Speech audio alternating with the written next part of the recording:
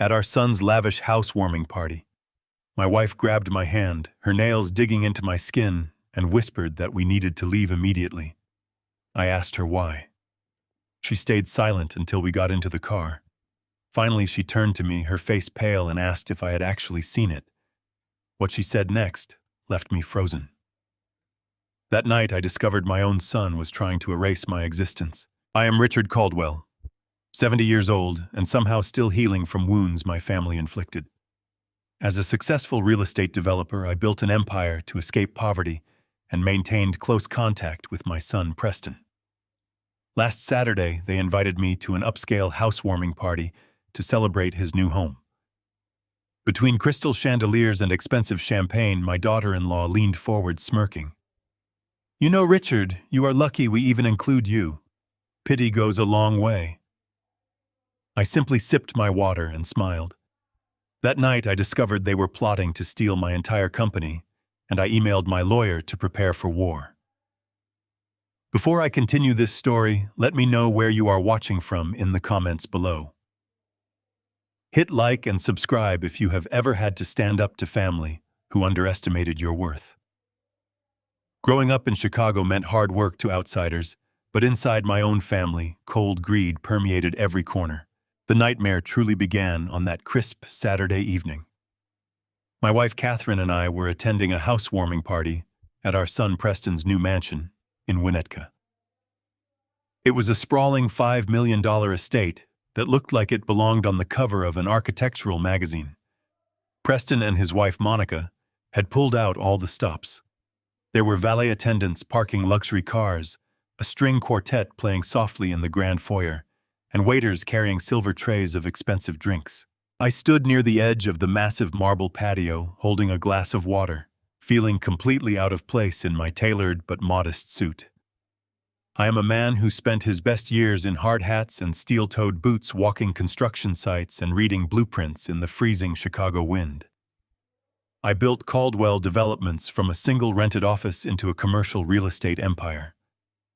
I had recently stepped back, appointing Preston as the new chief executive officer. I wanted him to take the reins to carry the legacy forward. I even helped them secure the financing for this ridiculous mansion, transferring a massive sum from my personal accounts to ensure my son and his wife could live comfortably. But as I watched them mingle, that comfort looked a lot more like gluttony. Monica was in her element, wearing a designer dress that probably cost more than my first car, laughing loudly and showing off the imported crystal chandeliers. I watched her glide over to a group of elite wealthy guests dragging Preston along. I happened to be standing just behind a tall floral arrangement when she pointed in my direction. One of her friends, a woman dripping in diamonds, asked who I was. Monica let out a soft, dismissive laugh. She told her friends that I was just Preston's father, the family's retired construction worker. She said I liked to think I knew about real estate because I used to pour concrete. The words hit me like a physical blow. The family's retired construction worker. Not the founder of the company that paid for her lifestyle. Not the man who wrote the check for the very floor she was standing on. Just an old, clueless laborer to be hidden away in the corner. Preston stood right next to her. He heard every word. And he just smiled, sipped his drink, and changed the subject. I swallowed the bitter lump in my throat. I told myself to stay calm, to not make a scene. It was their night. I took a deep breath and looked around for Catherine. My wife is a former bank auditor, a woman with a sharp mind and observant eyes that miss absolutely nothing. We have been married for 45 years, and she has always been my anchor. I spotted her emerging from the private hallway that led to Preston's home office. The moment I saw her face, my heart skipped a beat. All the color had drained from her cheeks. She looked like she had just seen a ghost. She walked quickly toward me, her eyes darting around the crowded room, as if making sure no one was watching her. She reached me, grabbed my forearm, and dug her fingers into my sleeve. Her grip was trembling. "We need to leave," she whispered, her voice tight and urgent. "Now." I looked at her, completely confused, and asked her what was wrong and if she was feeling ill. She told me not to make a scene and just walk with her to the car right now. I knew my wife perfectly well. She was never one for theatrics. If she said we needed to leave, something was terribly wrong. I set my glass down on a passing waiter's tray and guided her through the sea of guests. We slipped out the front door, retrieved our car from the valet, and drove away from the glowing mansion in complete silence. The silence in the car was suffocating. Catherine kept looking out the window, taking deep, shaky breaths. I turned onto the main road, gripping the steering wheel. I told her she was scaring me and asked what had happened back there to make us run out like fugitives. She turned to look at me, and I could see tears welling up in her eyes. "You did not actually see it, did you?" she asked, her voice trembling. I asked her to explain what I was supposed to see. She told me that when she went looking for the guest bathroom, she took a wrong turn down the east wing. She walked past Preston's private study. The door was slightly ajar. She heard voices, so she stopped. She told me that Preston was not alone in there. He was meeting with a man she recognized from the financial news. It was Marcus Sullivan, the notorious corporate raider who specializes in liquidating distressed assets. I frowned, my mind struggling to process this information. Why would Preston be meeting with a corporate liquidator in the middle of a housewarming party? Catherine continued, a tear finally escaping and rolling down her cheek. She said she pushed the door open just a fraction of an inch. They were leaning over Preston's desk. There were stacks of paper spread out everywhere. She saw the blue bindings on the folders. She knew those folders. They were the original physical deeds to my flagship commercial properties in the downtown loop. The buildings I had put in the family trust for safekeeping. My blood ran cold. The flagship properties were the crown jewels of Caldwell Developments. They were supposed to be untouched, generating passive income for the family for generations to come. I asked why Preston had the original deeds out. Catherine choked out her words, covering her mouth with her trembling hand. She said he was handing them over to Sullivan. She heard Sullivan ask if the legal barricades were cleared. Preston laughed. He told the man to relax because the old man was legally out of the way. She watched him sign the transfer authorizations, but she told me that was not the worst part. I pulled the car over to the shoulder of the dark, tree-lined road. My hands were shaking so badly I could barely put the car in park. I asked her what she meant. Catherine looked me dead in the eyes, her expression filled with pure horror. She said she saw the header on the authorization forms he was signing. He was not signing as the chief executive officer. He was signing as my legal guardian. The document was a medical power of attorney. The world seemed to stop spinning. The air in the car felt incredibly thin. A medical power of attorney. That was impossible. I had never signed any such document. I was 70 years old, but I was in perfect health, sharp as a tack. To enact a medical power of attorney, Preston would need proof that I was mentally incapacitated. He would need a doctor to declare me unfit to manage my own affairs. My son, my own flesh and blood, the boy I had raised and handed an empire to, was secretly transferring my most valuable assets to a corporate liquidator using a falsified medical document. He was legally erasing me from my own life. A wave of sheer panic washed over me. If Preston had enacted a medical power of attorney, he had absolute control over everything. Not just the company, but my personal assets, my bank accounts, my retirement funds. Everything Catherine and I had worked 40 years to build was in his hands. I quickly reached into my coat pocket and pulled out my smartphone. My hands were slick with cold sweat. I opened my primary banking application, the one connected to the main family trust and my personal savings. I typed in my password, a complex sequence I had used for years without fail. The screen loaded for a second, a small circle spinning in the center. Then a message popped up. Password incorrect. I frowned, my heart hammering against my ribs. I must have typed it too fast. I carefully, deliberately typed the password again. I hit enter. The screen flashed red. Access denied. Master passwords have been reset by the primary account holder. Please contact your branch administrator for assistance. I stared at the glowing screen, the red letters burning into my vision. I backed out of the banking application and opened my corporate administrative portal, the system that gave me ultimate override access to Caldwell developments.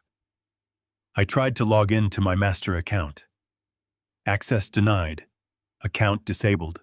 I sat there in the dark car, the engine humming softly, the reality of the nightmare crashing down on me. I was locked out. Locked out of my money, locked out of my company, locked out of my own life. My son and my daughter-in-law had not just insulted me, they had sprung a trap that must have been months in the making. I looked over at Catherine. She was weeping silently, holding her hands against her chest. I did not scream. I did not break down. Instead, a cold, calculated fury began to settle deep in my bones. Preston thought he was dealing with an old, clueless construction worker. He thought I would just fade away into the shadows. He had vastly underestimated the man who built the empire he was trying to steal. I took a deep breath, put the car in drive, and pulled back onto the road. The war had just begun. By Monday morning, the cold fury that had taken root in my chest had hardened into a sharp, focused resolve. I did not sleep on Sunday. Instead, I spent the entire day reviewing every physical paper statement I kept in my home office file cabinets. I tried to access my digital portals dozens of times, hoping it was merely a system error. It was not. The red letters denying my access were still there, mocking me.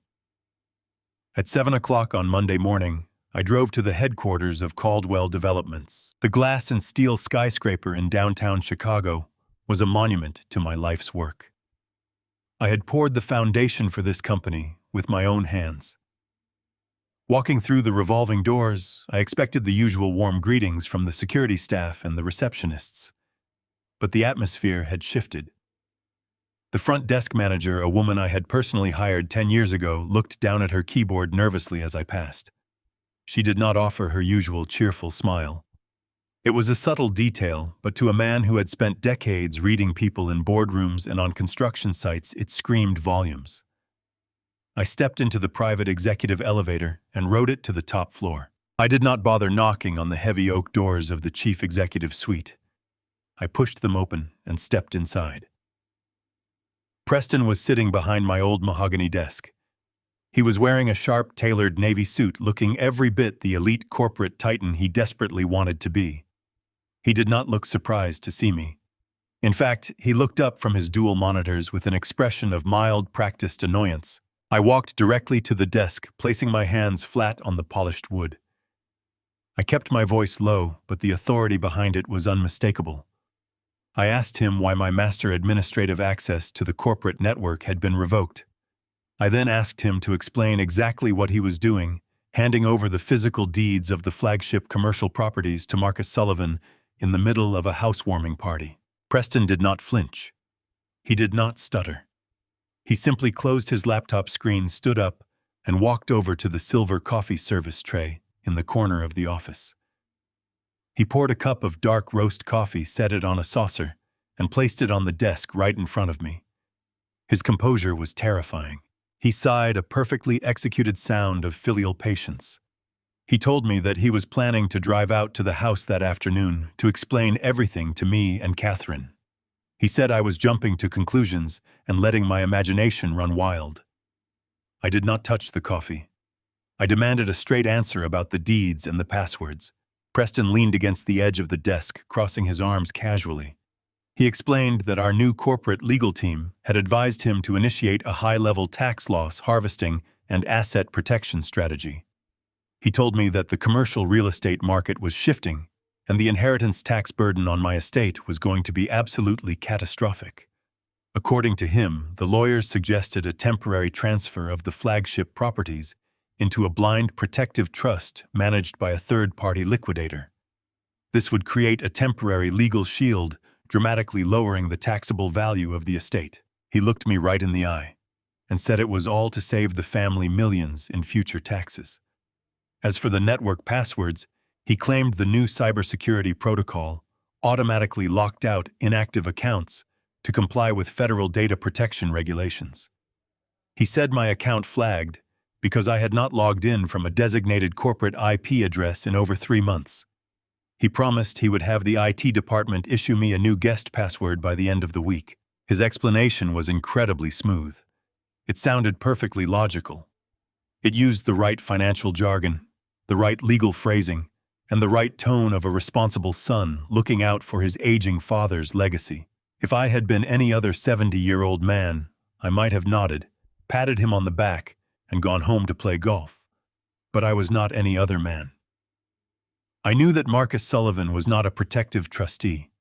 He was a shark who carved up distressed companies and sold them for parts. While I was standing in that office staring down my son, my wife was facing her own battle back at our house. Catherine received a phone call from Monica. The moment Catherine answered, Monica began to weep. It was a masterful performance. Through theatrical sobs, Monica claimed that she was absolutely terrified for our family. She told Catherine that I had been acting incredibly strange at their party, glaring at guests, and wandering around the private hallways. Monica cried softly, saying that my aggressive paranoia was ruining Preston's focus at work. She claimed Preston was working 100-hour weeks to keep the company afloat during a tough economic quarter, and my sudden hostility was breaking his heart. She begged Catherine to talk some sense into me, suggesting that my mind was playing tricks on me and that I was inventing conspiracies out of thin air. She planted the seed of doubt, trying to gaslight my wife into believing I was losing my grip on reality. Back in the executive office, I realized that challenging Preston without hard evidence would only force him to accelerate whatever dark plan he had in motion. I needed him to believe that his plausible lie had worked. I needed him to think his father was satisfied with the explanation. I forced my shoulders to relax. I let out a long breath and gave a slow, hesitant nod. I told Preston that I appreciated his diligence, but that he needed to communicate these massive strategic shifts with me before executing them. I warned him never to lock me out of my own company network again.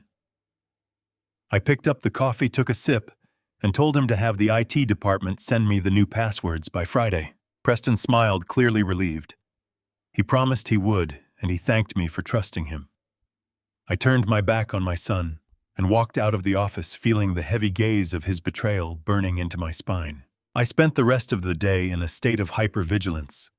I knew the tax harvesting story was a fabrication, but I needed to find out the real mechanism he was using to bypass my legal authority. I drove home and told Catherine about the conversation. She recounted Monica's tearful phone call. We sat at our kitchen table, realizing that our son and daughter-in-law were coordinating a psychological campaign against us. Later that evening, I sat down at my personal computer in the study. I had a lingering headache and realized I was out of my daily blood pressure medication. I opened my web browser and navigated to the secure portal of my personal healthcare provider to request a simple prescription refill. I typed in my credentials and logged into the patient dashboard. The screen loaded my medical history, my upcoming appointments, and my recent lab results. But there was a notification icon flashing at the top right corner of the screen. It indicated that a new document had been uploaded to my permanent medical record. I clicked on the notification. My hands grew cold as the document opened on the screen. It was not from my regular primary care physician. It was a formal medical assessment from a private neurological clinic in downtown Chicago dated just 3 days ago. A clinic I had never visited in my entire life. I scrolled down the page, reading the dense medical terminology. The document detailed a supposed series of cognitive exams and behavioral observations. At the bottom of the page, above the signature of a doctor I did not know, was the final medical conclusion. I stared at the glowing screen, my breath catching in my throat. The private clinic had officially diagnosed me with late-stage Alzheimer's disease and severe cognitive decline. The medical evaluation explicitly stated that I was permanently incapable of making independent financial or personal decisions. My son had not just locked me out of the company, he had legally declared me insane. The war had just begun. By Monday morning, I had marched into my own headquarters only to be fed a smooth, plausible lie by my son. Preston poured me a coffee and claimed the property transfers were a high-level tax strategy, a temporary legal shield to protect my assets. To keep the peace, I pretended to accept his explanation. But later that night, everything shattered. I logged into my personal healthcare portal to refill my blood pressure medication and found a newly uploaded document. It was a falsified psychiatric evaluation from a private clinic officially diagnosing me with late-stage Alzheimer's and severe cognitive decline. He had legally declared me insane. The perfect lie was over. I realized the tax strategy was a smokescreen for a hostile takeover. My own flesh and blood was methodically erasing my existence. The next morning, I did not go to the office. Instead, I began to secretly observe Preston and Monica's spending habits through a completely different lens. I stopped seeing a successful young couple and started seeing corporate predators. The extravagant housewarming party was just the surface of their greed. I sat in my study poring over the fragmented financial statements I still had physical access to.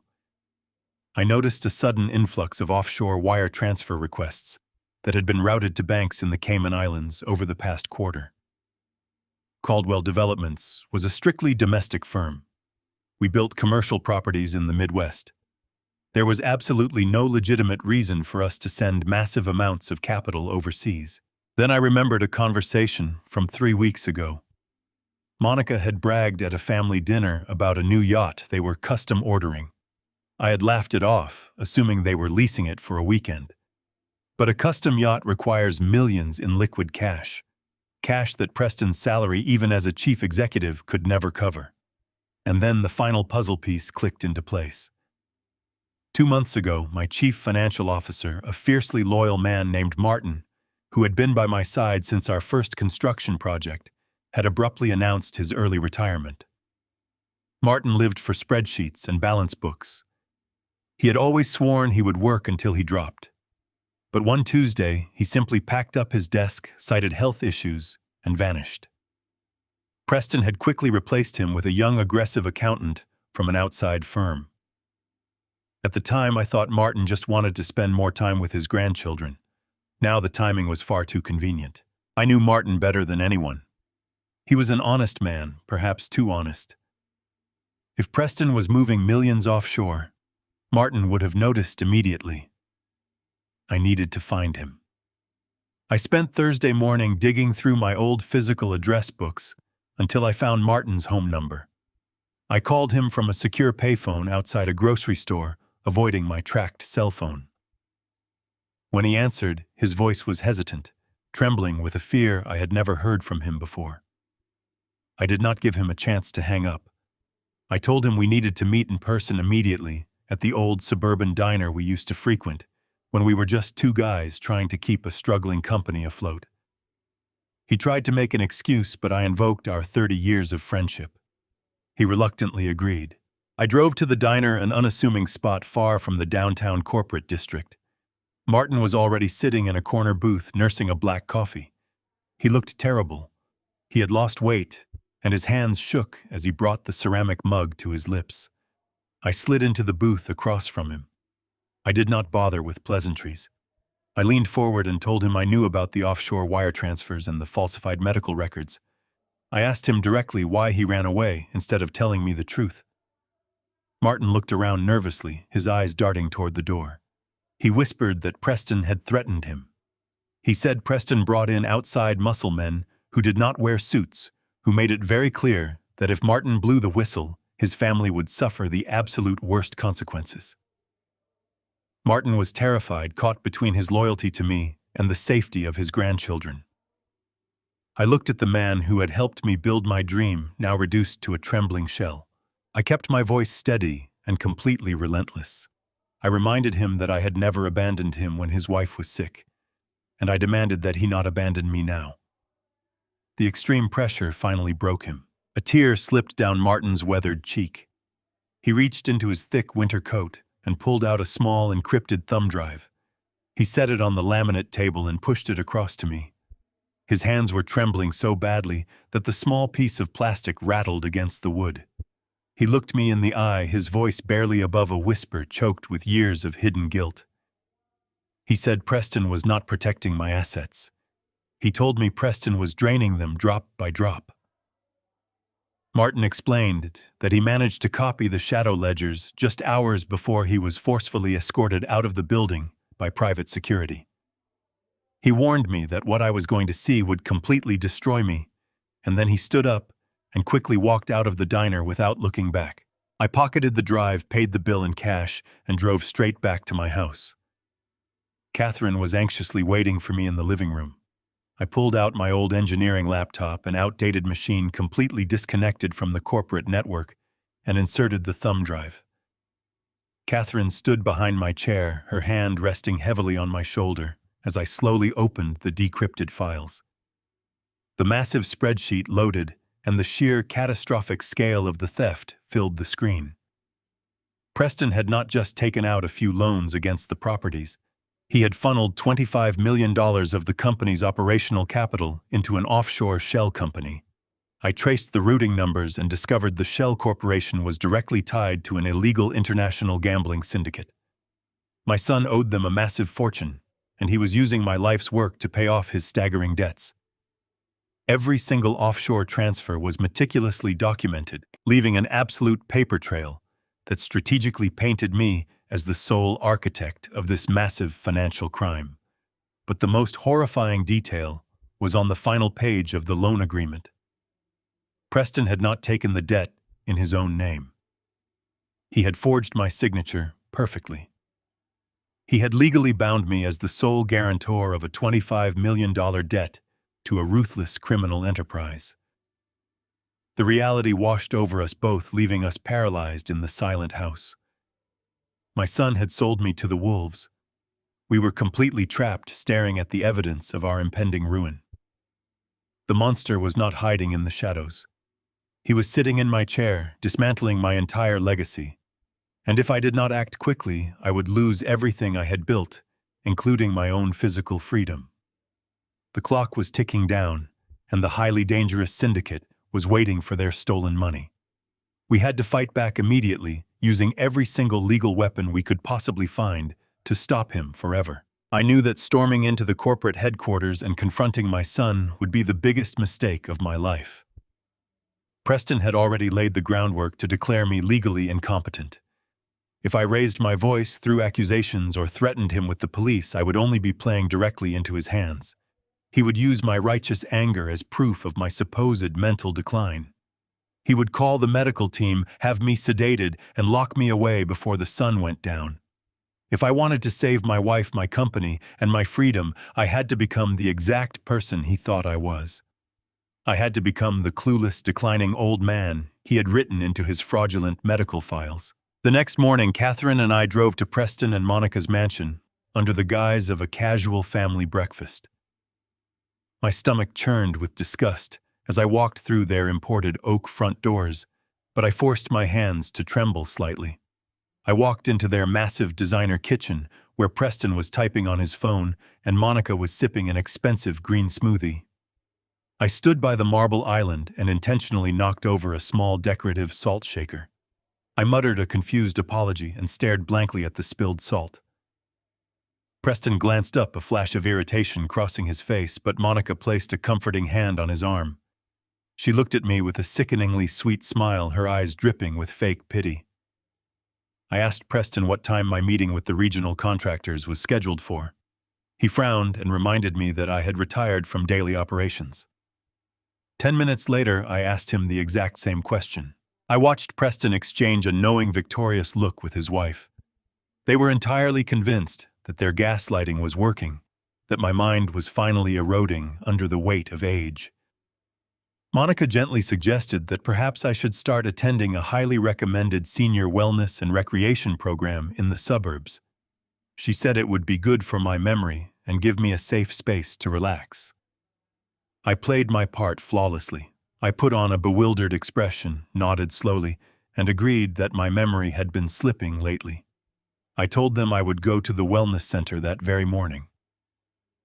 As I turned to leave, I patted my coat pockets in exaggerated panic, claiming I had lost my car keys. I had intentionally left them on the front porch. Preston retrieved them for me, shaking his head with a heavy sigh. I thanked him profusely, shuffling out the door like a defeated, broken shell of a man. The moment Catherine and I were out of sight, my trembling stopped. My posture straightened. I drove Catherine back to our house and swapped my personal vehicle for an old, unassuming sedan I had rented in cash under a different name. I left my primary cell phone sitting on my bedside table, ensuring that if Preston checked my location, he would think I was safely resting at home. I drove to the industrial outskirts of Chicago, constantly checking my rearview mirror to guarantee I was not being followed. I pulled into the cracked asphalt of a forgotten motel. It was a dilapidated building with peeling paint and flickering neon signs. I walked toward room number 12 and knocked twice. Thomas Reed, my ruthless personal attorney, opened the door. He was a tall, imposing man who had fought corporate wars beside me for 30 years. Sitting at the small laminate table was Elena Rostova, the brilliant forensic investigator we had hired. Her laptop screen was filled with scrolling lines of data. This cheap cash-only room was our untraceable war room. I locked the deadbolt, pulled the heavy blackout curtains entirely shut, and handed Elena the encrypted thumb drive I had received from Martin. She did not waste a single second. She plugged the drive directly into her heavily fortified machine and began running massive decryption algorithms. Thomas poured me a cup of bitter motel coffee from a plastic machine. He told me that he had already pulled the public property records. Preston had successfully used the falsified medical power of attorney to transfer the deeds of my 5 commercial towers into a blind trust. Thomas explained that reversing a medical power of attorney was incredibly difficult once it was officially registered, especially with a certified medical diagnosis physically on file. We had to prove that the diagnosis was purchased illegally and that the financial transfers were fundamentally fraudulent. We absolutely needed a smoking gun to take to the federal authorities. For 3 agonizing hours, we sat in that dimly lit room. The only sound was the rapid clicking of Elena's keyboard and the loud hum of the air conditioning unit. I paced back and forth across the stained carpet. The reality of my son's treason was burning violently through my veins. He had grown up with every privilege, every educational opportunity, and yet he had deliberately chosen to ally himself with a highly illegal gambling syndicate. He was perfectly willing to sacrifice the livelihoods of 500 honest working employees just to fund his grotesque materialistic lifestyle with Monica. He had chosen absolute greed over his own father. Suddenly, Elena stopped typing. The silence in the small room became absolute. She stared directly at her glowing monitor, her face completely rigid and pale. She slowly pushed her glasses up the bridge of her nose and let out a long, shaky breath. She turned the laptop screen toward me and Thomas. She had successfully bypassed the final layer of encryption on the offshore shell company files. She had fully uncovered the master metadata of the dangerous syndicate contracts. Elena looked up at me, and for the first time since I had met her, there was sheer terror in her sharp eyes. She whispered my name, her voice tight with intense fear. She told me that the syndicate was not just skimming cash from the corporate accounts. Preston had orchestrated something far more catastrophic. She pointed to a massive digital ledger showing a highly restrictive balloon payment clause. The criminal enterprise had set a hard non-negotiable deadline. If a $40 million cash payment was not successfully wired to their secure offshore accounts by this Friday at midnight, the syndicate had the legal right to completely seize my entire commercial real estate portfolio. I stared at the bright red date flashing violently on the digital screen. This Friday. A cold sweat broke out across the back of my neck as a truly horrifying realization hit my mind. This upcoming Friday was not just a randomly generated financial deadline. It was the exact scheduled day Preston was securely hosting my highly publicized legacy retirement gala at the luxury downtown hotel.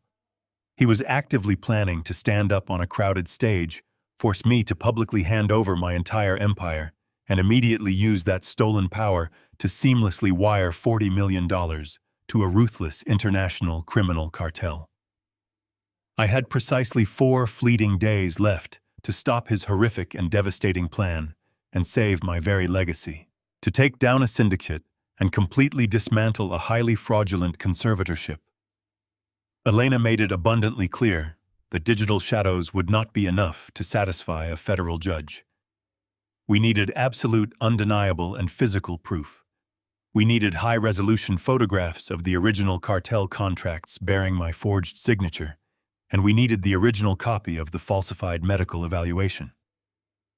Those essential documents were the only keys to my salvation, and I knew exactly where Preston kept them.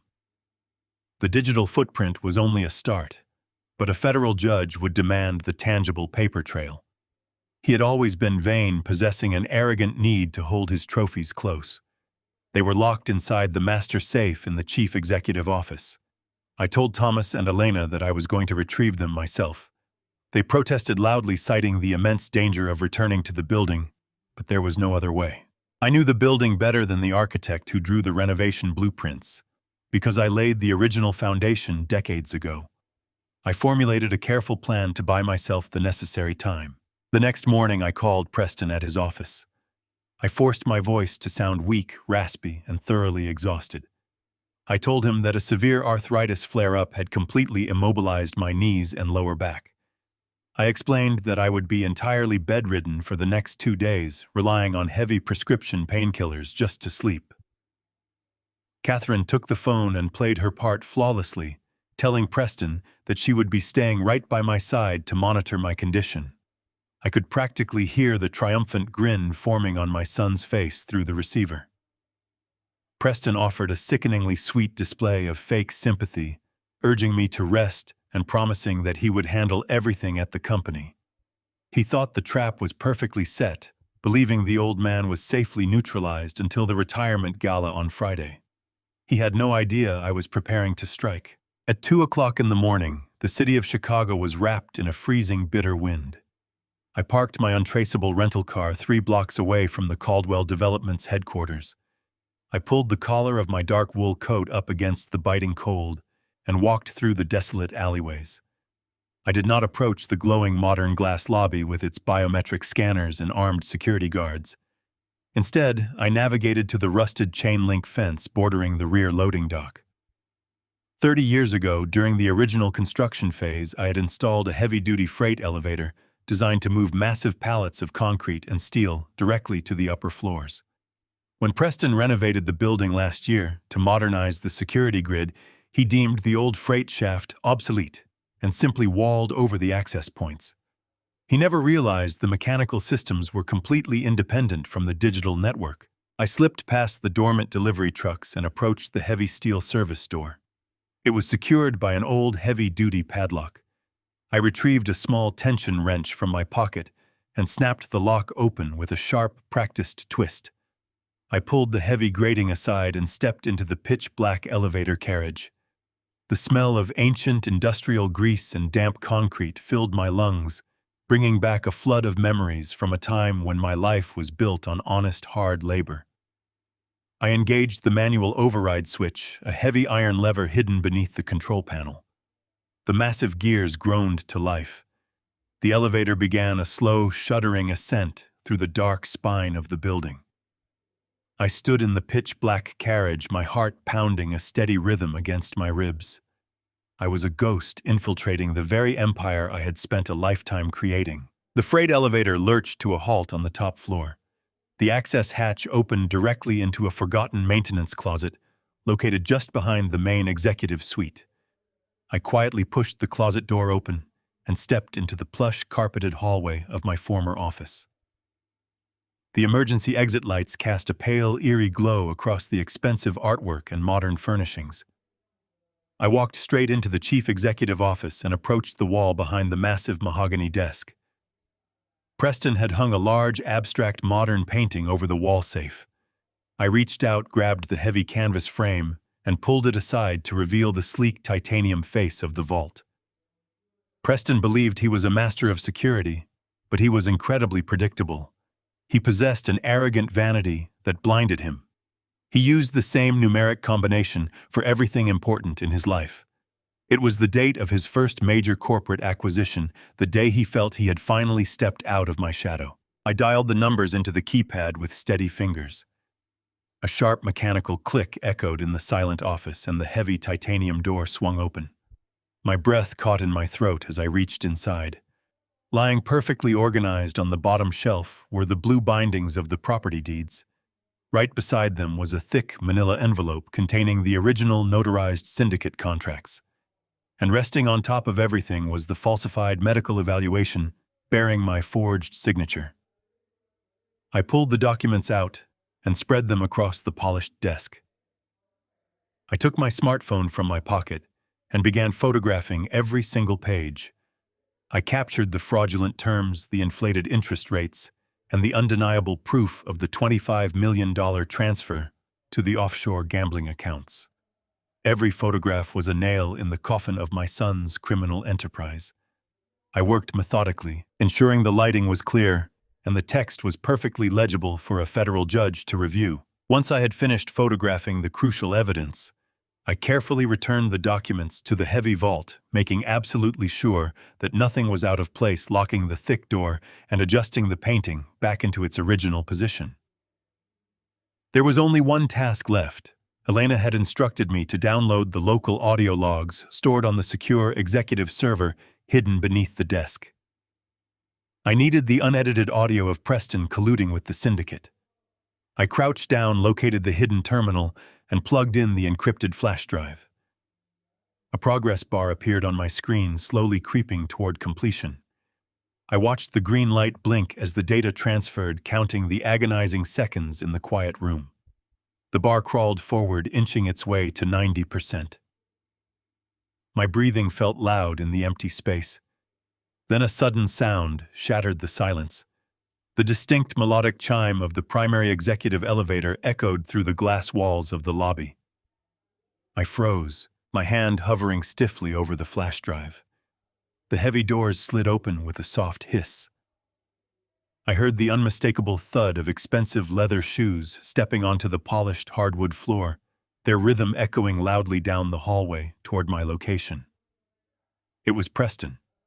And as a gravelly voice responded to him from the shadows discussing the impending money transfer, I realized with absolute terror that he was not alone. Panic surged through my chest as heavy footsteps echoed closer. The progress bar snapped to 100%. I yanked the encrypted flash drive from the terminal and shoved it deep into my pocket. I looked around the dimly lit suite, my mind racing through the original blueprints I drafted decades ago. I remembered the oversized ventilation return shaft behind the heavy drapery near the windows. I lunged across the carpet and grasped the metal grate. My joints screamed as I pried the panel loose, slid sideways into the narrow chamber, and pulled the grate back into place. I was encased in darkness, metallic walls pressed against my shoulders. I held my breath, clamping my hand over my mouth. Just as the metal grate clicked into position, the heavy oak doors swung open. Harsh fluorescent lights spilled across the room. Preston walked in first. I could see the sharp profile of his tailored suit through the narrow slats. Following closely behind him was a man built like a heavyweight fighter, wearing a dark trench coat. His face was scarred and his eyes were completely dead. This was the man Catherine had seen at the housewarming party. I knew instantly he was a violent enforcer for the criminal syndicate. The heavy man closed the doors with a soft thud. He stood in the center of the office, his presence consuming the space. His voice, a low rumble, vibrated through the floorboards. He told my son his employers were losing patience. He stated clearly that $40 million was due by Friday at midnight, and they were done listening to excuses. He warned Preston that if the money did not clear the offshore accounts by the deadline, they would not just seize the real estate portfolio. They would come for Preston personally. I pulled my smartphone from my pocket, my fingers trembling slightly. I bypassed the lock screen and opened the voice recording application. I pressed the red button, holding the phone close to the metal slats. Every word they spoke was being captured, adding another layer of damning evidence to my arsenal. Preston did not sound intimidated. In fact, he laughed. It was a cold, arrogant sound that chilled me to the bone. He walked over to the bar cart, the clinking of glasses cutting through the tension. He poured a drink and leaned against the mahogany desk. He told the enforcer to relax and lower his voice. Preston confidently declared that the money was entirely secured and that the transition of power was already in motion. The legal barricades were dissolving as they spoke. The enforcer let out a skeptical breath. He asked Preston how he planned to liquidate $40 million when the primary account holder was still sitting in his suburban home holding the master keys to the financial empire. Preston took a sip of his drink. He smirked, looking incredibly proud of his treachery. He told the man that the primary account holder was no longer a problem. He looked directly toward the windows, his gaze sweeping past my hidden location. Preston said the old man's mind was completely gone. He proudly explained that he had already paid a private clinic to falsify a severe dementia diagnosis. But what he said next made the blood freeze in my veins. Preston smiled broadly and revealed that he had arranged for an involuntary psychiatric hold. He had hired a private medical extraction team. He checked his watch and stated that an unmarked ambulance was scheduled to arrive at my house tomorrow morning at exactly 8 o'clock. He explained the brutal mechanics of his plan. The team would forcibly sedate me, drag me out, and lock me inside a secure psychiatric ward. Once officially committed under an involuntary hold, my legal rights would be severed. The assets would automatically default to Preston. He promised the enforcer that the $40 million would be wired to the Cayman Islands by Friday night, right before he took the stage at my retirement gala. I sat perfectly still in the suffocating darkness. My chest ached with a deep pain. My own son, the boy I had raised and handed my life's work to, was casually planning to have me drugged and locked in an asylum for the rest of my days just to steal my money. He was willing to strip away my freedom, my dignity, and my sanity, all while holding a glass of expensive liquor in my office. The enforcer grunted, seemingly satisfied with the ruthless efficiency of the plan. He told Preston that the extraction better go smoothly. He warned him that Friday was the final deadline, turned on his heel, and walked out. Preston finished his drink, set the crystal glass down, and followed the man out, turning off the lights and pulling the heavy doors shut. The mechanical lock engaged with a loud click. I remained in the pitch-black shaft for another 20 agonizing minutes. I needed to be certain the floor was abandoned. The silence of the empty building stretched on, broken only by the distant hum of traffic below. When I felt confident they were gone, I pushed the metal grate forward. It squeaked slightly as it swung open. I crawled out of the ventilation return, my suit covered in thick dust, and my joints screaming with pain. Adrenaline fueled my movements. I ignored the physical exhaustion and quickly crossed the dark office. I slipped out the door and moved silently down the hallway. I retraced my steps back to the forgotten maintenance closet. I pulled the heavy latch on the freight elevator and stepped back into the rusted carriage. I engaged the lever, and the machine began its slow descent toward the basement level. The ride down felt like an eternity. My mind was racing, processing the horror of Preston's plan. The financial betrayal was devastating, but the physical threat to my freedom elevated this to a fight for survival.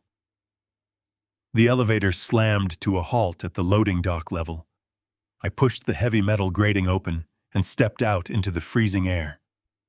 The wind hit my face, shocking my system back into high alert. I hurried through the desolate alleyways, sticking to the deep shadows until I reached my rental car. I unlocked the door, slid into the seat, and locked it behind me. My breathing was ragged. I pulled up my sleeve and checked the glowing dial of my wristwatch. It was exactly 4 o'clock in the morning. My heart hammered a frantic rhythm against my ribs. It was 4 o'clock. Preston had stated his private medical team was arriving at my house at 8 o'clock. I had precisely 4 hours before mercenaries showed up to drug me, strap me into a straitjacket, and lock me in a psychiatric ward. I had 4 hours before the brutal trap snapped shut. Catherine was still asleep in our bed, unaware that our home was about to be invaded.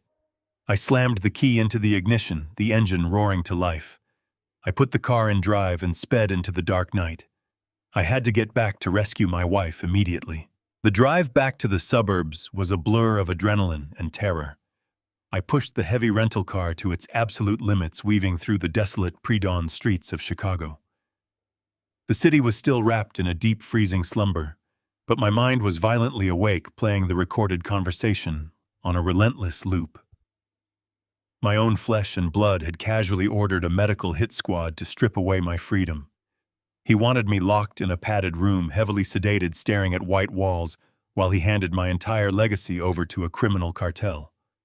The sheer, calculated cruelty of his plan stole the breath from my lungs. I kept checking the glowing green dashboard clock. It was 4:30 in the morning. The dark skyline slowly gave way to the quiet, manicured lawns of our neighborhood. I turned off my headlights 2 blocks early, navigating the familiar winding roads entirely by memory and the pale light of the street lamps. I parked the rental car in the dense shadows of the narrow utility alley that ran directly behind our property line, completely hidden from the main street. I slipped through the frozen shrubbery and unlocked the back gate with trembling hands. The house was perfectly silent, bathed in the soft gray light of the approaching dawn. I walked quietly up the carpeted stairs, avoiding the loose floorboards I had known for over 30 wonderful years. I stepped into our master bedroom.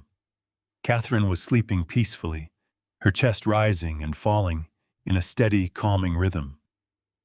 It broke my heart to wake her to shatter her sanctuary, but the invisible clock was relentlessly ticking down. I sat on the edge of the heavy mattress and gently placed my hand on her shoulder. She stirred, her eyes fluttering open, confused by the darkness and the heavy winter coat I was still wearing. I kept my voice incredibly low and steady, masking the sheer panic vibrating in my chest. I told her we had to leave the house immediately and silently. I explained that Preston was not just stealing the company, but that he had hired a private, unregulated extraction team to force me into an involuntary psychiatric hold. I told her an unmarked ambulance was arriving at 8 o'clock to physically drag me out of our home. Catherine sat up, the sleep instantly vanishing from her face. She did not scream. She did not waste precious time weeping. She looked at me with a profound, hardening resolve that reminded me exactly why I had married her 40 years ago. We moved through the house like ghosts. I instructed her to pack only the absolute necessities. We gathered our prescription medications, our physical passports, a few changes of warm clothing, and all the emergency cash we kept concealed in the hidden floor safe. We could not afford to take heavy luggage that would slow us down. While Catherine quickly packed a single duffel bag, I walked down to the kitchen to carefully set a highly deceptive stage. I needed Preston to believe I was going through my normal, mundane morning routine. I turned on the coffee maker, letting the rich, dark smell fill the empty room. I placed my favorite ceramic mug on the counter and laid yesterday's newspaper beside it. Finally, I reached into my coat pocket and pulled out my primary tracked cell phone. I plugged it into the wall charger right next to the coffee machine. When Preston's men inevitably pinged my location, the digital footprint would clearly show that I was safely sitting in my kitchen, completely oblivious to the approaching threat. I took one last agonizing look around the beautiful home we had built together, knowing I might never step foot inside these walls again. I swallowed the bitter lump of sorrow in my throat and met Catherine by the heavy wooden back door. We stepped out into the freezing morning air, carrying our single bag. We hurried through the frost-covered grass, slipping out the back gate and moving quickly toward the hidden rental car. The sun was just beginning to break over the horizon, painting the sky in pale shades of purple and gray. I unlocked the sedan and we slid into the freezing, stiff leather seats. I did not start the engine immediately. The sound would echo too loudly in the exceptionally quiet alley. We sat in the profound silence, watching our house through the gaps in the tall wooden fence. The digital clock on the dashboard slowly clicked to 7:55. 5 minutes later, a heavy, unmarked white van slowly rolled down our quiet suburban street. It lacked any official hospital logos, looking more like a utility vehicle than a medical transport. It parked directly at the end of our driveway. The heavy metal side doors slid open. 2 massive, burly men stepped out onto the pristine concrete. They were not wearing medical scrubs. They wore dark tactical clothing. One of them was holding a thick canvas straitjacket, while the other carried a heavy black medical bag, undoubtedly filled with powerful sedatives. They walked toward our front porch with a chilling, practiced efficiency. Catherine nervously grabbed my right hand, her fingers gripping mine with terrifying strength as we watched the men completely disappear onto our front porch. We had escaped the jaws of the trap by mere minutes. I engaged the engine, the quiet hum of the sedan masking our departure. I put the car in gear and slowly drove down the alley, putting distance between us and the nightmare unfolding at our front door. We drove for 45 minutes, navigating toward the industrial warehouse district on the far south side of the city. Elena had securely arranged a temporary safe house for us, a small, heavily fortified apartment located directly above an old commercial printing shop.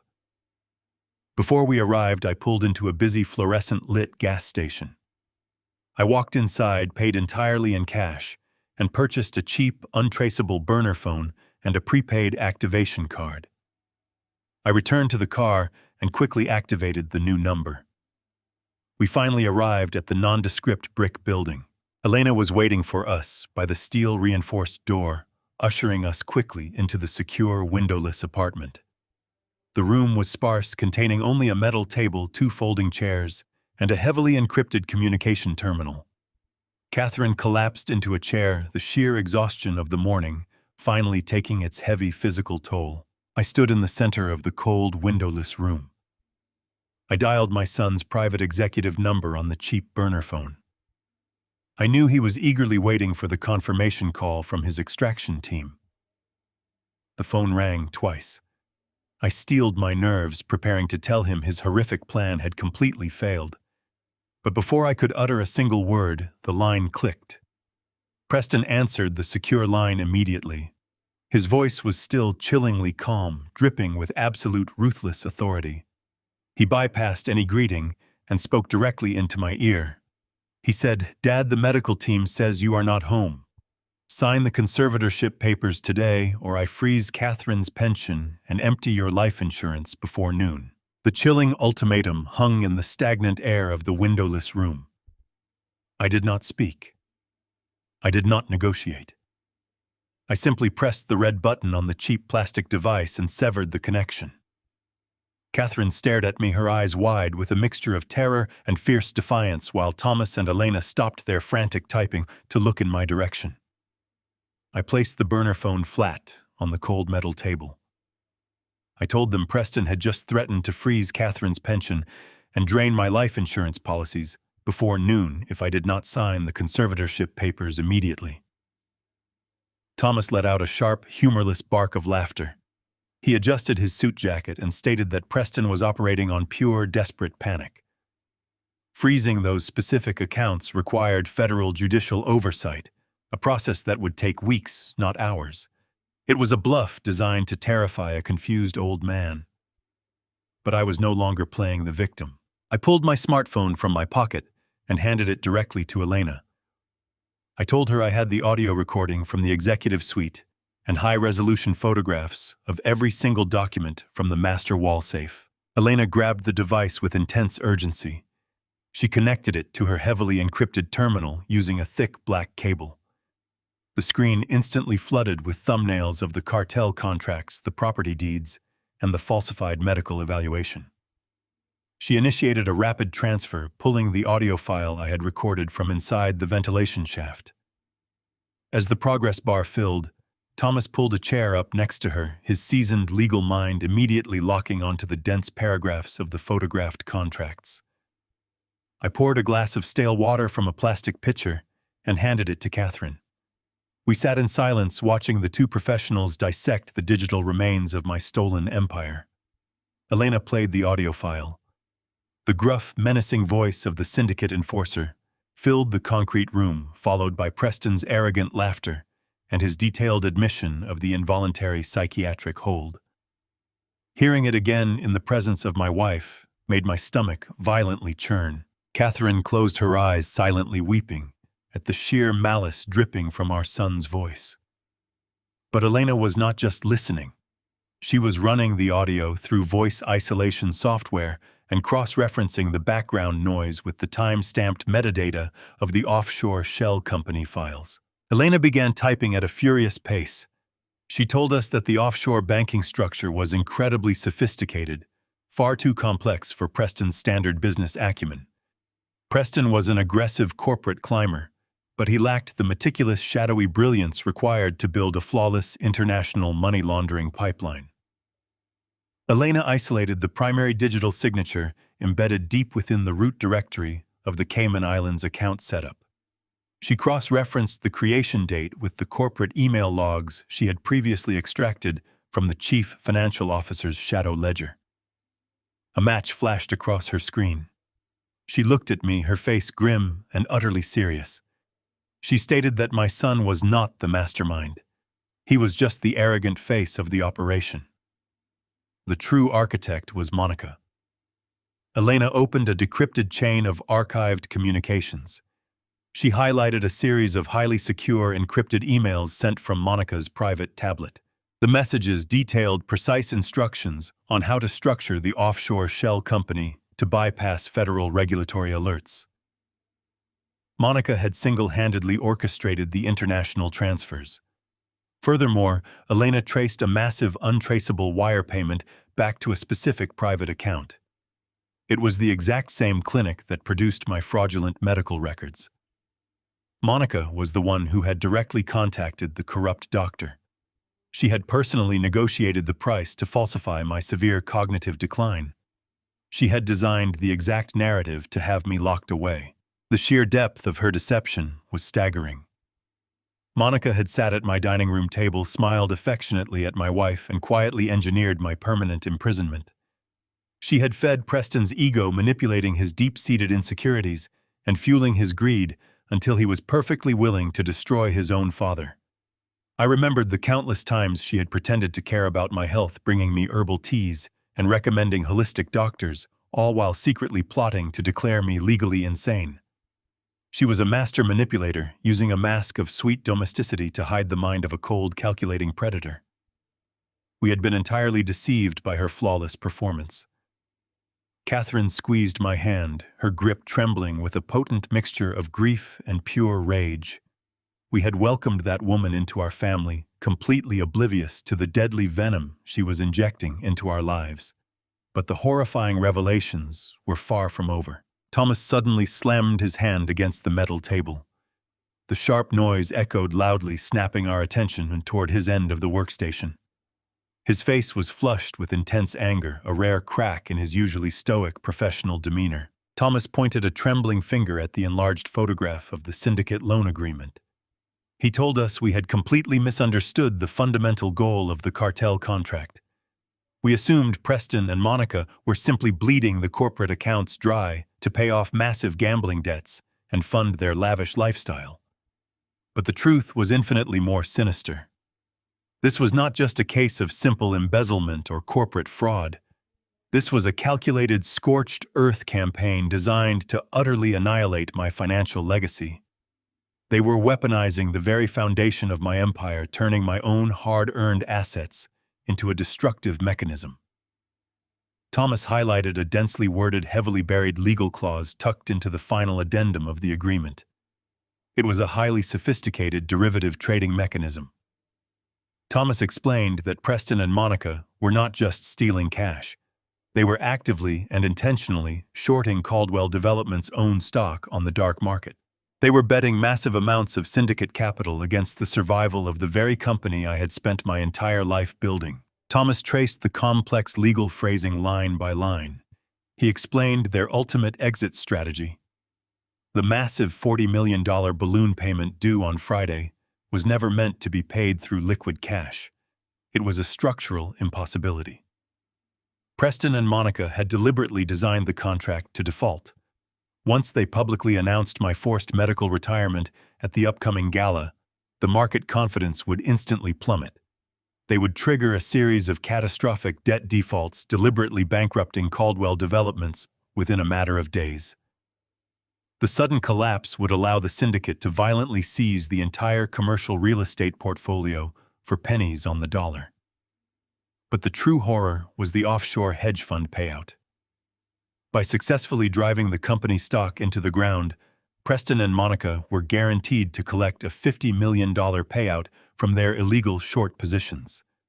They were going to walk away with a massive, untraceable fortune, leaving 500 loyal, hardworking employees completely jobless and financially ruined. My life's work, the steady jobs of hundreds of innocent families, and my own personal freedom were all just collateral damage in their ruthless pursuit of absolute unfathomable wealth. The sheer magnitude of my son's betrayal hung in the stagnant air of the windowless safe house, heavy and entirely suffocating. Preston and Monica were not merely opportunistic thieves trying to steal a hidden fortune for their own personal amusement. They were ruthless corporate assassins methodically planting digital explosives at the very foundation of Caldwell Developments, to watch it burn to ashes for pure, unadulterated profit. They were fully prepared to sacrifice 500 honest, hard-working families just to collect an untraceable offshore bounty and disappear forever. Catherine sat quietly beside me, her expression transforming from profound, heartbroken sorrow into a cold, unbreakable fury that mirrored my own internal devastation perfectly. I looked at Thomas and Elena across the scratched metal table, feeling the incredible weight of the moment settling squarely onto my aging shoulders. The time for hiding in the shadows was completely over. I was absolutely done playing the terrified, bewildered victim in my own life. It was time to remind my deeply arrogant son exactly who built the massive empire he was desperately trying to destroy. I turned to Thomas and asked him what specific legal ammunition we still possessed to dismantle their entire operation immediately. My supposed cognitive decline had technically given Preston the immediate keys to the kingdom, but I knew my own company far better than the modern overpriced lawyers who drafted his fraudulent medical contracts. I instructed Thomas to access the original incorporation documents from 1985, the archaic typewritten pages that firmly established Caldwell Developments before the digital age even existed. Thomas quickly pulled the scanned archives onto his heavily encrypted terminal, his sharp eyes scanning the dense, outdated legal jargon. A slow, predatory smile spread across his weathered face. He found exactly what I was hoping to utilize. Buried deep within the original corporate bylaws, securely hidden beneath thick layers of outdated tax codes and forgotten partnership agreements, was a highly lethal legal failsafe. It was the founder's absolute override clause. When I first built the company, I insisted on a permanent security measure that gave me the unilateral power to instantly freeze all corporate operations and completely revoke all executive authority in the event of an existential threat. It was a primary directive that could never be removed by a board of directors, and it absolutely could not be bypassed by a standard medical power of attorney, no matter how many corrupt doctors Preston paid off. Preston was far too arrogant to ever read the original founding charters. He had relied entirely on modern corporate law, completely ignoring the foundational bedrock of the massive company. He thought he had effortlessly outsmarted me, but he had simply failed to do his basic homework. Armed with the ancient override clause, Thomas and I immediately began drafting a highly lethal counterstrike. We did not need to win a lengthy, drawn-out court battle to stop the $40 million transfer. We only needed to permanently freeze the financial arteries of the entire organization. I instructed Thomas to prepare a formal legal declaration invoking the absolute override. We spent the next 3 exhaustive hours meticulously compiling the high-resolution photographs of the cartel contracts, the crystal-clear audio recordings of Preston openly admitting to his horrific psychiatric trap, and Elena's undeniable digital proof of Monica's offshore short-selling scheme. We bundled the overwhelming mountain of physical and digital evidence into a massive, heavily encrypted legal dossier. At exactly 9 o'clock in the morning, Thomas initiated the devastating financial ambush. He intentionally bypassed the slow local courts entirely and submitted our comprehensive dossier directly to the Federal Banking Commission and the Federal Bureau of Investigation. He filed an emergency top priority injunction citing severe elder fraud, deliberate corporate sabotage, and massive international money laundering. Thomas utilized his highest-level government contacts to ensure the urgent injunction bypassed the standard bureaucratic delays. Within 45 minutes, the federal banking regulators recognized the absolute terrifying severity of the ongoing threat to the national financial infrastructure. They officially voided Preston's medical power of attorney across all national and international databases with a single, irreversible keystroke. Simultaneously, the federal authorities executed a silent, instantaneous freeze on every single corporate asset connected to Caldwell Developments. Every commercial checking account, every revolving line of credit, and every offshore routing channel was immediately locked down under an impenetrable federal mandate. My treasonous son was now proudly standing at the helm of a massive corporate ship that had just been permanently anchored to the dark ocean floor. I sat quietly in the secure safe house staring at the encrypted terminal as the final confirmation emails rolled in from the Federal Commission. The lethal trap was now fully armed and completely invisible. While I carefully secured our physical perimeter, Preston was completely unaware of the devastating legal avalanche violently rushing toward him. He had spent his entire morning putting on his finest tailored Italian suit, practicing his deeply arrogant smile in the mirror, and eagerly preparing to finalize the utter destruction of my legacy. He confidently walked into the grand marble lobby of the primary commercial bank holding our largest corporate accounts. He was flanked closely by Monica, both of them vibrating with the thrilling anticipation of their impending $50 million payout. They were now completely blinded by their own incredible greed and the false assurance that they had successfully outsmarted an old man who could no longer defend himself against their unbelievably cruel, relentless corporate machinations. Preston completely bypassed the standard teller lines and arrogantly demanded a private meeting with the senior branch manager to authorize an expedited, ultra-secure wire transfer. He was planning to send $40 million directly into the waiting hands of the ruthless cartel syndicate, without a single second of hesitation. Preston sat comfortably in the plush leather chair of the manager's private office, casually sipping a complimentary espresso. He confidently slid the thick authorization forms across the polished mahogany desk, his fraudulent signature openly mocking the prestigious institution he was about to rob. The bank manager, an honest man who had managed my accounts for over 2 decades, took the paperwork and logged directly into the primary financial terminal. Preston leaned back, checking his expensive gold watch, clearly annoyed by the slight administrative delay. He complained loudly that the transfer needed to be processed immediately, citing a highly confidential international real estate acquisition that could not wait. The manager did not respond to his complaints. He stared blankly at his computer screen, his face rapidly draining of all color. The financial terminal was flashing a series of unprecedented severe federal warning codes. The manager slowly pushed his heavy chair back from the desk, his hands trembling slightly as he looked up at my son. Preston frowned deeply, aggressively, demanding to know what the problem was. The manager swallowed hard, his voice dropping to a terrified, barely audible whisper. He looked at Preston with sheer disbelief and stated the words that would shatter my son's entire world. He finally said, "Sir, your massive transfer is instantly denied.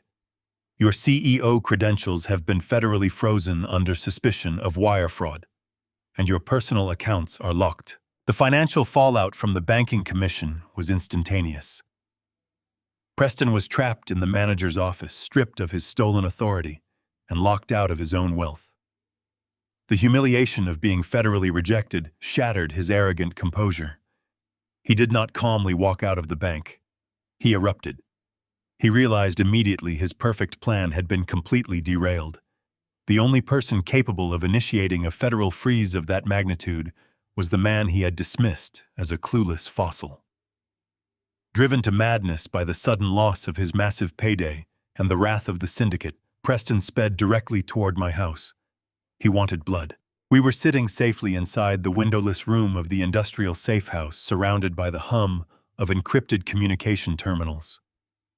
Thomas was casually reviewing the confirmation files, while Elena monitored the digital tripwires she had set across my personal property network. Sitting next to Thomas was Special Agent Harris, a seasoned veteran from the Federal Bureau of Investigation, whom Thomas had brought in to officially document the mounting corporate treason. Suddenly, Elena's primary monitor flashed a bright, violent crimson. The motion sensors on my front porch had been tripped. She swiftly routed the live video feed to the large central screen. We watched in absolute silence as Preston marched up my front steps. His face was twisted into a grotesque mask of pure primal rage. He did not bother reaching for the spare key hidden under the planter. He simply raised his heavy designer boot and violently kicked the front door. The heavy oak splintered and slammed open against the interior wall. Preston stormed into the quiet foyer, screaming my name with a terrifying, venomous fury. He tore through the downstairs living room, overturning chairs and sweeping framed photographs off the antique side tables. He was hunting me like a wild animal, utterly convinced that I was cowering in terror somewhere inside the walls of my own home. He screamed for Catherine, demanding that she bring me down the stairs immediately to face the consequences of my actions. He shouted that I had completely ruined his life and that I was going to pay dearly for my interference. Watching my own flesh and blood physically destroy the sanctuary I had built for my wife was a deeply agonizing experience, but I did not feel fear. I felt a cold, absolute resolve. I leaned forward and instructed Elena to activate the two-way audio link connected to the hidden security cameras I had installed during our last renovation. I pressed the small microphone button on the console and spoke directly into the living room. My voice echoed through the hidden speakers, sounding calm, steady, and entirely devoid of fear. I told my son to stop destroying his mother's antique furniture. Preston froze instantly. His head snapped around his wild eyes, frantically scanning the empty room for the source of my voice. He panted heavily, his chest heaving under his ruined Italian suit. Because he had always believed I was hopelessly technologically illiterate, he naturally assumed I was simply hiding upstairs, using a basic baby monitor or an old intercom system to speak to him. He had absolutely no idea that his entire meltdown was being broadcast in high definition directly to a federal agent sitting right beside me. Preston looked up at the ceiling and let out a harsh, manic laugh. He dropped all his carefully cultivated pretenses. The mask of the dutiful, concerned son completely evaporated, leaving only the greedy, ruthless predator standing in my ruined living room. He screamed that I was a pathetic, stubborn old fool who simply refused to die and get out of his way. He told me that my legacy was nothing but an outdated joke, and that he was entirely justified in taking what he deserved. I kept my voice perfectly level and asked him directly if he truly believed forging medical records and selling his father to a criminal syndicate was a justifiable business strategy. I needed him to say it explicitly for the federal record. Preston did not hesitate. His arrogance overwhelmed his survival instincts. He sneered at the ceiling and proudly admitted to everything. He loudly bragged about how incredibly easy it had been to bribe the private clinic doctor to falsify the severe dementia diagnosis. He confessed that he had personally signed my name on the highly illegal medical power of attorney. He boasted about the $40 million cartel contract, explicitly detailing how he and Monica had brilliantly orchestrated the massive offshore derivative trades to intentionally bankrupt Caldwell Developments. He laughed maniacally, screaming that he was going to walk away with a $50 million payout while I rotted in a sedated stupor in a locked psychiatric ward.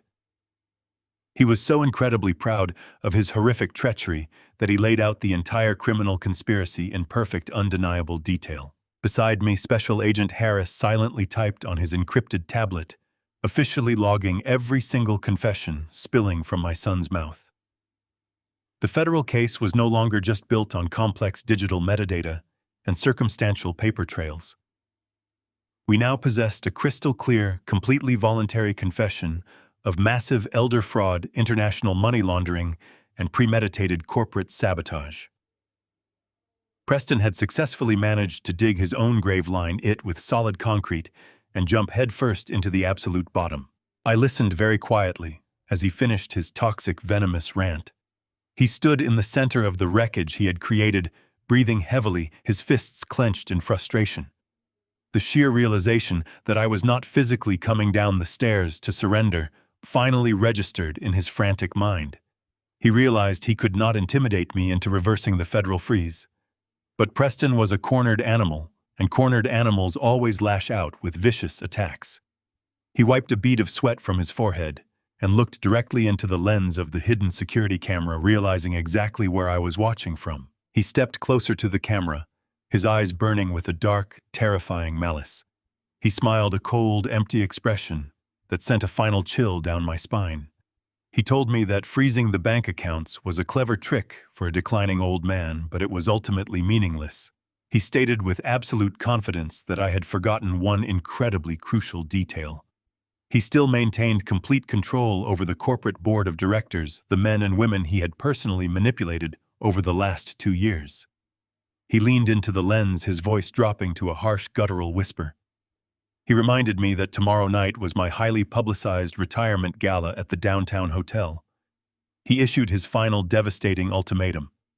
He said if I did not show up tomorrow night, walk onto that stage and publicly hand over the entire company to him, he would completely ruin my legacy in the press. He promised to release the falsified medical records to every major news outlet, painting me as a raving lunatic who had destroyed his own empire in a fit of severe dementia.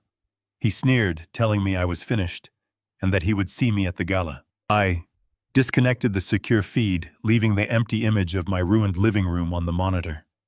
The deadline was set, and the battlefield was chosen. I spent the next 30 hours inside the safe house with Thomas and Elena finalizing every detail of our counterattack. We meticulously coordinated with Special Agent Harris, ensuring that federal authorities were positioned securely in the shadows of the hotel. I did not sleep on Thursday night. Instead, I stood in the cramped space and relentlessly rehearsed the exact physical performance I urgently needed to execute. To successfully sell the tragic illusion of my total cognitive collapse, I required the perfect costume to deceive my arrogant son.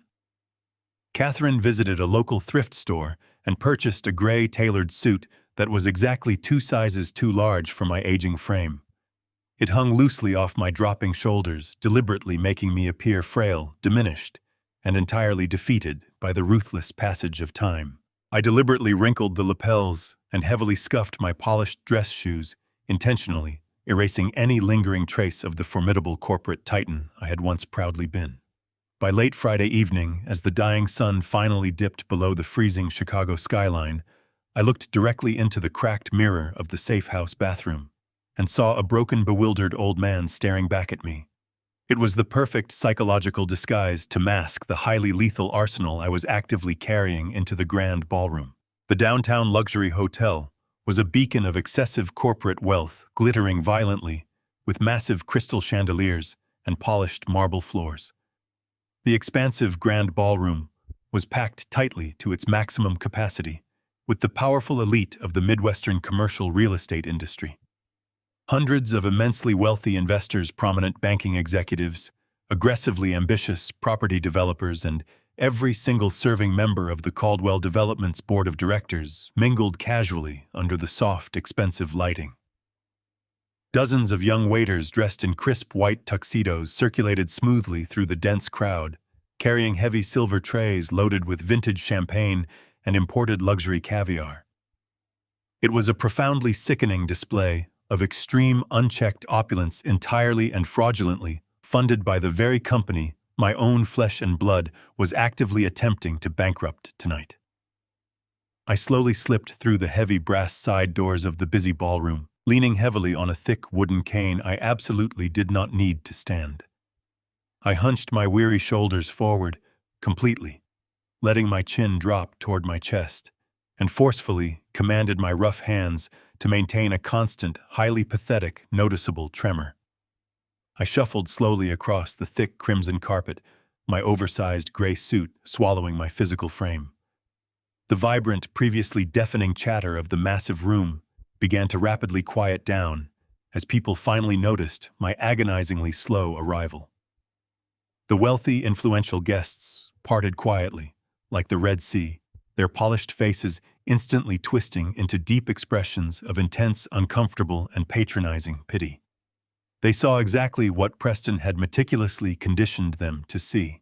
Preston and Monica were standing confidently near the exact center of the room, proudly holding court, with the absolute most influential members of my own corporate board. They were enthusiastically playing the highly demanding roles of the tragic, heavily burdened family with nauseating, flawless perfection. Monica wore a conservative yet elegant black designer gown, gently dabbing at her dry eyes with a fine silk handkerchief, while whispering softly to a large group of sympathetic, gullible corporate investors. I could easily hear the distinct, sickening snippets of her calculated performance as I shuffled much closer to their central location. She quietly murmured about how difficult and traumatizing the past few horrible months had been for their young family. How my brilliant mind had sadly and permanently faded into a dark, impenetrable fog, and how her beloved Preston had bravely stepped up to valiantly shoulder the crushing burden of my rapidly declining sanity.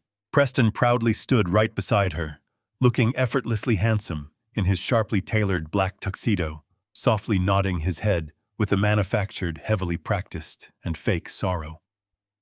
When Monica finally spotted me violently trembling near the dark edge of the quiet crowd, a highly vicious, triumphant smirk quickly flashed across her flawless face for just a fraction of a second, before she immediately buried it deep beneath a practiced mask of tragic, overwhelming concern. She gently tapped Preston's strong arm and pointed directly at me with a trembling finger. He turned around quickly, his cold eyes locking firmly onto my pathetic, broken figure. I intentionally let my mouth hang slightly open, rapidly, blinking at the bright, blinding chandelier lights in complete, totally fabricated confusion. Preston proudly puffed out his broad chest completely and utterly assured that his vicious, relentless psychological warfare had finally and permanently broken my aging spirit. The highly elegant string quartet abruptly stopped playing their soft music. The harsh ringing sound of a heavy silver spoon repeatedly tapping against a fine crystal glass echoed loudly through the suddenly silent, highly expectant ballroom. Preston confidently walked away from his deceitful wife and quickly climbed the carpeted steps up to the main brightly lit stage. He stood firmly behind the highly polished wooden podium, gripping the heavy metal microphone with absolute, entirely unyielding, and deeply arrogant authority. He looked out over the vast, silent sea of eager faces, powerfully projecting an intense aura of deeply solemn, highly mature responsibility. He slowly began his massive speech by graciously thanking absolutely everyone for attending this highly emotional, deeply transitional gathering tonight. He spoke incredibly eloquently and passionately about the incredible legacy of Caldwell Developments, skillfully and deceptively weaving my own past achievements into a deeply tragic, entirely false narrative of completely unavoidable, severe mental decline. He officially and loudly announced to the massive crowd that due to severe, entirely irreversible medical complications, I was officially and permanently stepping down from all daily corporate duties. He loudly, proudly, and very arrogantly proclaimed his immediate, totally uncontested ascension to the absolute, highly powerful role of primary chief executive. Preston slowly raised his right hand, gesturing grandly and very dramatically toward the dark, quiet corner of the massive room where I stood violently trembling. He loudly asked the wealthy, silent crowd to please give a deeply sympathetic, highly respectful round of applause for a severely broken man who did not even know where he was. The polite, highly uncomfortable, and incredibly soft applause began to slowly ripple through the vast, completely silent ballroom. I took a very deep, incredibly steady breath, completely dropping the thick wooden cane directly onto the hard marble floor. I forcefully straightened my aching spine aggressively, rolling my shoulders back as the fake, pathetic tremor completely and instantly vanished from my strong hands. I slowly and confidently walked directly up the carpeted steps to the brightly lit podium, my heavy footsteps sounding incredibly powerful and absolutely deliberate. I reached out, forcefully took the heavy microphone directly from my deeply shocked, suddenly trembling son's hand, and stared fiercely into his completely terrified, widening eyes. My voice rang out incredibly sharp, deeply resonant, and absolutely thunderous across the completely silent and shocked room. "Oh, I know exactly where I am, my dear Preston." The collective gasp from the completely stunned, entirely captivated audience violently sucked the breathable air right out of the massive grand ballroom. Preston physically stumbled backward across the polished wooden stage as if I had brutally struck him directly across the face. He nervously released the heavy microphone, leaving it firmly in my right grip. The carefully crafted, meticulously maintained illusion of the highly benevolent, deeply grieving son evaporated instantly. I did not raise my voice, but the intense, absolutely terrified silence in the room amplified every single sharp syllable I firmly spoke. I slowly turned my hardened gaze away from his pale, violently sweating face and looked directly at the hundreds of highly influential guests. I took a highly deliberate, remarkably steady step forward, powerfully commanding the absolute, undeniable center of the stage. Monica was completely frozen near the velvet front row, her hands tightly covering her trembling mouth. I boldly told the totally silent, heavily captivated crowd that the malicious rumors of my severe cognitive demise had been greatly intentionally exaggerated. I took a highly deliberate, remarkably steady step forward, powerfully commanding the absolute, undeniable center of the brightly lit stage. Monica was completely frozen near the velvet front row, her perfectly manicured hands tightly covering her trembling mouth, the warm color draining entirely from her heavily powdered cheeks. I slowly reached into my deliberately oversized jacket, swiftly retrieved a small black remote control, and pointedly raised it directly toward the elevated audiovisual booth at the dark back of the crowded room. Earlier that busy afternoon, Elena had brilliantly bypassed the entire hotel security network and securely established complete, undetectable control over the central presentation systems. I firmly pressed a single red button, instantly and ruthlessly cutting the live feed to the overly sentimental, falsely glowing tribute video Preston had meticulously prepared. The massive digital screens flanking the stage flickered wildly for a fraction of a second, before flashing back to life with blinding, undeniable truth. A collective murmur of severe confusion rippled through the audience as the first image appeared. It was not a slide celebrating my decades of industry leadership. It was a high-resolution photograph of the heavily forged medical evaluation. I walked the audience through the document, my voice steady and unforgiving. I pointed out the fraudulent signature of the unregulated private doctor, explicitly detailing how my son and his wife had paid a criminal sum to fabricate a severe dementia diagnosis. The crowd rapidly murmured. Before Preston could attempt to utter a single denial, I firmly clicked the remote again. The giant digital screens instantly transitioned to a complex series of heavily encrypted bank statements from the Cayman Islands. I meticulously explained the highly complex, utterly devastating, derivative trading mechanism that Thomas had successfully uncovered. I told the massive room populated by the very investors whose money was actively at stake that my treacherous son was not just stealing our cash to feed his massive gambling debts.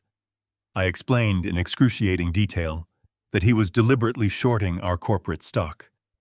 He was actively planning to violently trigger a catastrophic market collapse early tomorrow morning, intentionally bankrupting Caldwell Developments to collect a massive $50 million offshore hedge fund payout.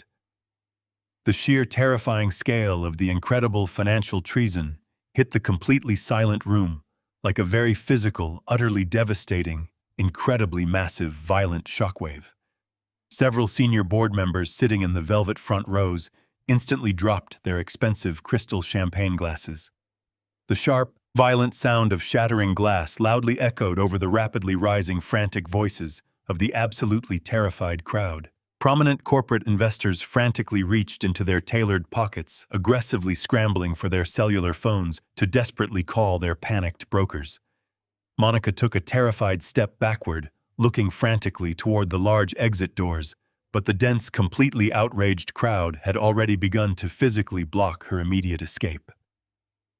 I clicked the remote a third time, brightly projecting the undeniable chain of highly encrypted emails Elena had flawlessly isolated. The massive screen clearly displayed Monica's explicit, undeniable instructions on exactly how to secretly structure the offshore shell company. I raised the heavy microphone and forcefully informed the entirely panicked audience that they did not have to blindly take my own word for everything. I told them I had purposefully brought the ultimate, completely undeniable proof of my incredibly arrogant son's profound treachery. I rapidly signaled the elevated audio booth one final time, completely cutting my own live microphone feed. I instantly routed the master audio directly to the massive concert speakers hanging from the beautifully vaulted ceiling. The chilling, highly gravelly voice of the ruthless cartel enforcer suddenly boomed powerfully through the massive grand ballroom.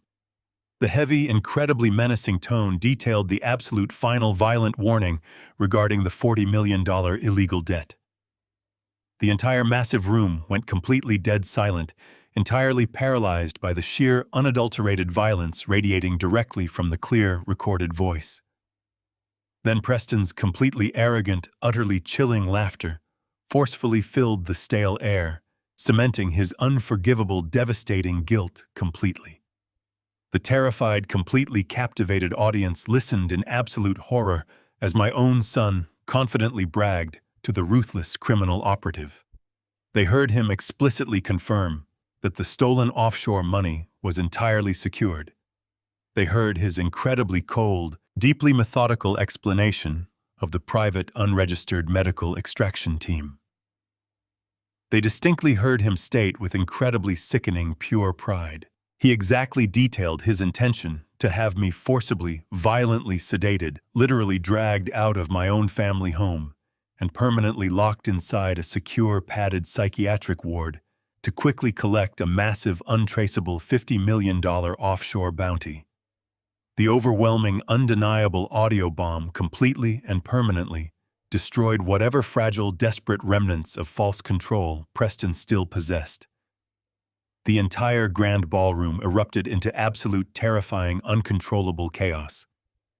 Deep shouts of sheer, unadulterated outrage and profound disbelief entirely drowned out the final lingering seconds of the horrific, completely damning recording.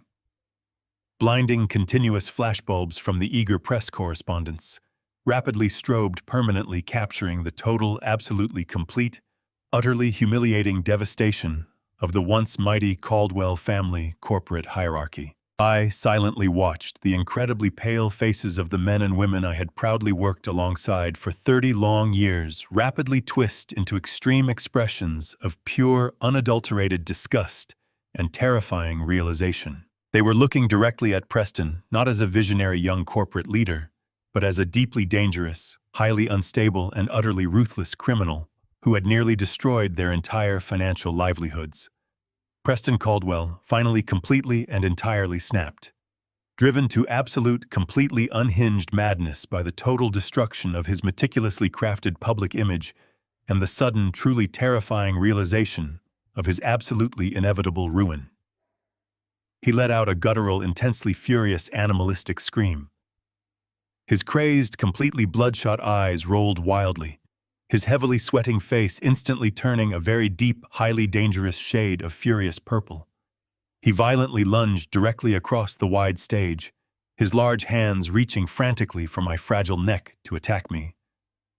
He desperately screamed for the hotel security guards to immediately kill the power to the entire audiovisual system.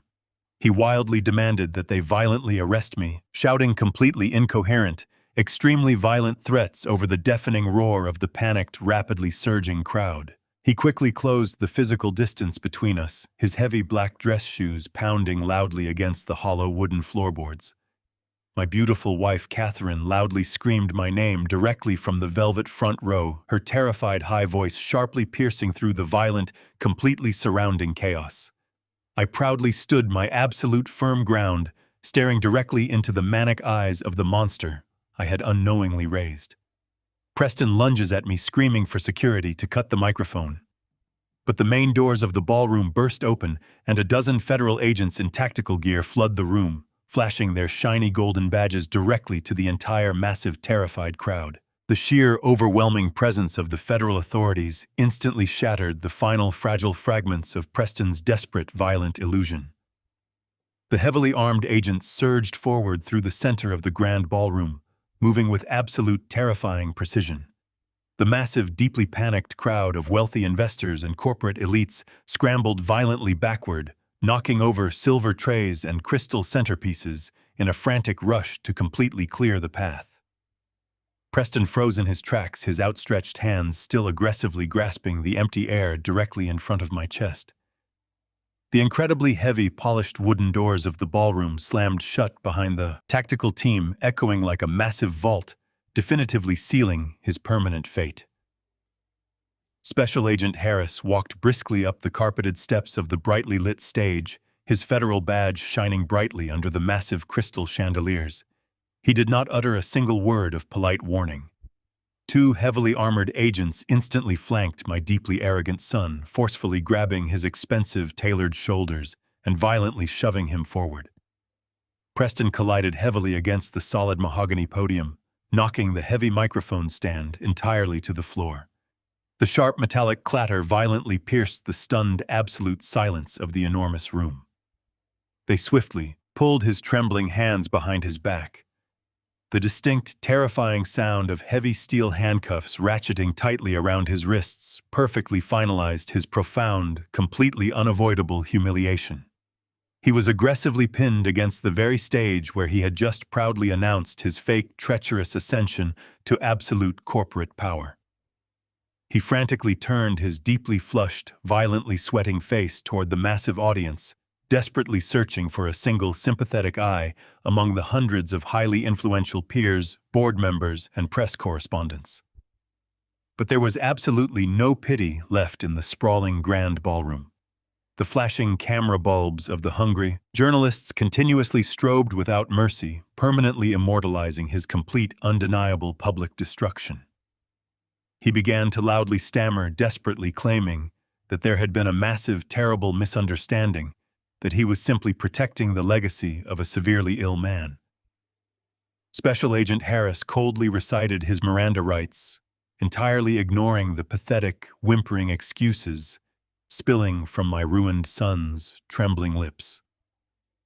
While the intense, completely captivating spectacle of Preston's brutal arrest commanded the absolute center of the stage, my sharp eyes rapidly scanned the dark, chaotic edges of the massive crowd. I specifically looked for the other primary architect of my attempted destruction. Monica was no longer playing the deeply tragic, highly devoted wife. She had completely and utterly abandoned her severely compromised husband the exact second the heavy ballroom doors burst open. She was frantically attempting to quietly slip away through a narrow, dimly lit service corridor located near the catering preparation area. She kept her head down, desperately clutching her expensive designer purse. Her beautiful face twisted into a highly pathetic mask of pure terror. I calmly adjusted my oversized, wrinkled gray suit jacket and walked deliberately down the side steps of the main stage. I navigated through the deeply shocked, whispering crowd, my steady, purposeful footsteps easily tracking her panicked, erratic path. Monica reached the heavy brass handle of the side exit, desperately yanking it downward. The door swung open, but her immediate escape was instantly and firmly blocked. Elena stepped smoothly out of the dark shadows of the narrow corridor, completely radiating absolute icy professional authority. Standing directly behind my brilliant tactical ally were two highly imposing federal agents, their arms crossed firmly over their heavy tactical vests. Monica violently recoiled, stumbling backward into the brightly lit ballroom. Her chest heaved heavily under her expensive black designer gown. She looked frantically from Elena to the large federal agents, the sudden realization of her totally inescapable trap completely crushing her spirit. I walked slowly up behind her, entirely cutting off any remaining avenue of physical retreat. She spun around to face me, her perfectly manicured hands shaking violently. She desperately attempted to force a fragile, completely fake smile, stammering that she had absolutely nothing to do with Preston's offshore business accounts, that she was just a deeply innocent wife caught in a terrible nightmare. I stepped closer, entirely closing the physical distance between us. I looked directly into her terrified, calculating eyes. I did not raise my voice, but my incredibly sharp, deeply resonant tone effortlessly cut through her pathetic, weeping facade. I completely stripped away the final layers of her deception. I coldly informed the trembling woman that her incredibly lavish Winnetka mansion, her highly expensive luxury cars, and her meticulously hidden offshore bank accounts had all been completely and permanently seized by the federal government exactly 20 minutes ago. I stared directly at her beautiful, extremely expensive designer dress and clearly stated that I strongly suggested she quickly get used to wearing orange. The absolute devastating finality of my words completely broke her. Monica's fragile, highly constructed composure entirely shattered into a million tiny, irreparable pieces. She collapsed heavily onto her knees, loudly sobbing and violently weeping onto the polished marble floor.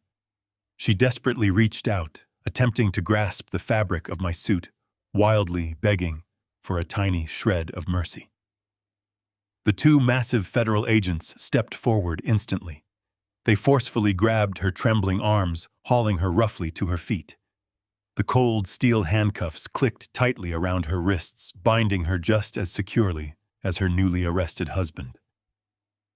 I stood perfectly still, silently, watching the completely ruined, utterly pathetic woman being aggressively dragged away through the crowded, whispering ballroom.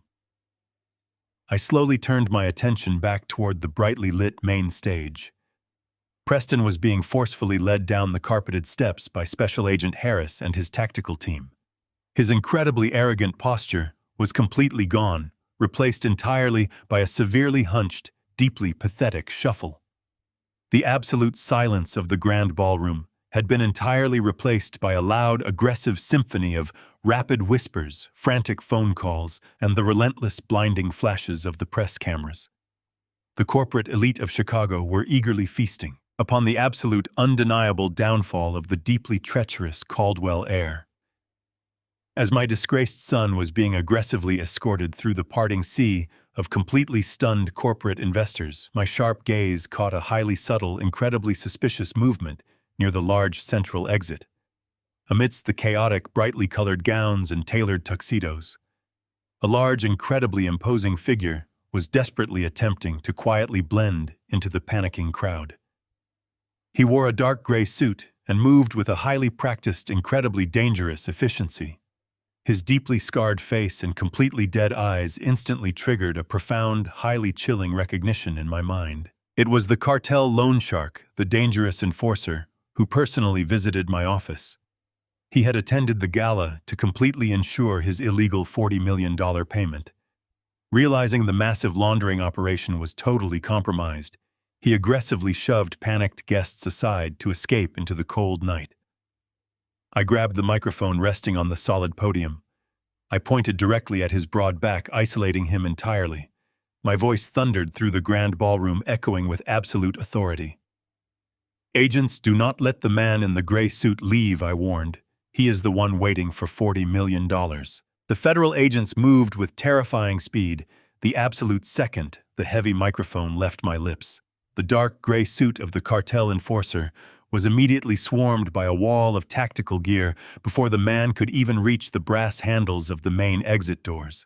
He fought with brutal ferocity, throwing two agents against the marble pillars, but the overwhelming numbers quickly forced him face down onto the polished floor. The metallic click of heavy restraints echoing from the back of the room broke the chaotic spell that paralyzed the wealthy guests. The grand ballroom instantly descended into total madness. Prominent investors shouted frantically at the remaining security personnel, while panicked board members gathered their expensive coats and sprinted toward the corridors. I stood entirely still on the brightly lit stage, watching the absolute destruction of the treacherous empire my son had so carefully attempted to build. Special Agent Harris gave me a single, respectful nod before forcefully escorting Preston out through the service elevator, shielding the disgraced corporate heir from the blinding flashbulbs of the rabid financial press. The nightmare was finally over, but the exhausting battle to salvage my life's work had only just begun. The immediate fallout was entirely unprecedented in the modern history of Chicago commercial real estate. By Saturday morning, my face and Preston's humiliated arrest were plastered across the front page of every major financial newspaper in the country. The sensational headlines screamed about massive elder fraud, illegal offshore derivative trading, and the spectacular public collapse of the Caldwell corporate dynasty. The vicious media had an absolute field day dissecting every single detail of the lavish gala and the shocking federal raid. They endlessly replayed the leaked audio recordings of Preston's confession, broadcasting his terrifying psychiatric trap to millions of horrified listeners. Market analysts immediately predicted the total bankruptcy of Caldwell Developments, assuming the massive scandal would instantly scare away our primary institutional lenders. When the financial markets opened on Monday morning, our stock price began to plummet, exactly as Preston and Monica had originally calculated, but they were no longer in control of the narrative. I was. I did not retreat to my suburban home to hide from the devastating public scrutiny. I immediately established a heavily fortified command center inside my original executive office, surrounding myself with Thomas Elena and a newly appointed emergency board of directors. I completely discarded the oversized, pathetic gray suit and put on my sharpest navy-tailored uniform. I spent the next 96 hours refusing to sleep, fueled entirely by black coffee and sheer determination. I personally called every single major investor, every primary portfolio manager, and every significant corporate partner holding debt with Caldwell Developments. I did not rely on generic press releases or polished corporate spokespeople. I spoke directly into the telephone, utilizing the exact authoritative voice that had built this massive company from the ground up 30 years ago. I calmly assured them that the rotting cancer had been permanently and surgically removed from the core of the organization. I detailed our absolute cooperation with the Federal Banking Commission and thoroughly explained the liquidity reserves I had secretly protected using the original founder override clause. My total transparency and refusal to back down slowly halted the financial bleeding. By Thursday afternoon, the stock freefall had completely stopped, and institutional confidence was steadily rebuilding. I had successfully saved the jobs of 500 loyal, hardworking families. Exactly 1 week after the chaotic gala, my secure office telephone rang with an automated alert from the Federal Detention Center. The sterile robotic voice informed me that an inmate was attempting to collect a monitored call. I pressed the flashing green button and lifted the receiver to my ear. Preston's voice crackled through the poor audio connection. He was no longer the sharply dressed, incredibly arrogant corporate predator who had confidently ordered a medical hit squad to steal my freedom. He sounded incredibly small, desperately terrified, and totally exhausted.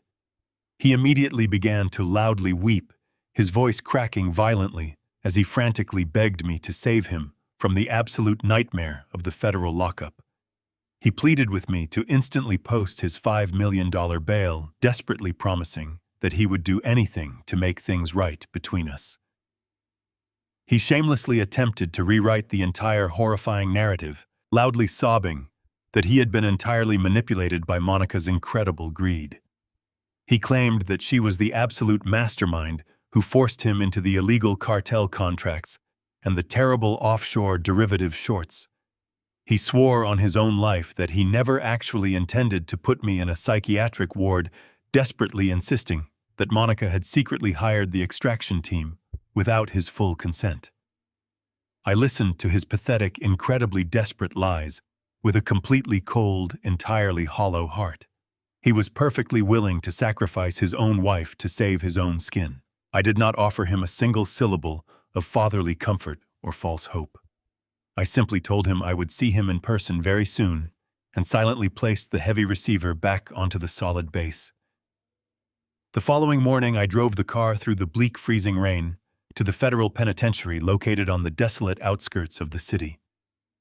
I was escorted by a stern guard through a maze of heavy steel doors and thick concrete corridors until I reached the secure, heavily monitored visitation wing. I sat down firmly on the hard metal stool, staring directly through the thick, heavily reinforced smudged glass partition. Preston was slowly led into the small booth on the opposite side. He wore a bright orange canvas jumpsuit that hung loosely off his defeated frame. The deep dark circles under his terrified eyes betrayed a week of absolute suffocating terror. He sat down heavily, his trembling hands reaching instinctively toward the small audio speaker mounted on the thick glass. He looked at me with desperate, profoundly pleading eyes, eagerly waiting for the absolute assurance that his wealthy father had finally arrived to rescue him from his terrible, self-inflicted misery. He eagerly expected me to whisper the complex details of his expensive bail arrangement or offer a highly coordinated legal defense strategy. Instead, I calmly reached inside my tailored suit jacket and pulled out a thick, sealed manila envelope. I did not bring him any salvation. I slowly and deliberately slid the heavy paper envelope through the narrow, polished steel transaction slot located at the bottom of the reinforced glass divider. Preston grabbed it with violently shaking fingers, tearing the top open with frantic, desperate anticipation. He pulled out the crisp, white documents, his bloodshot eyes scanning the dense legal text.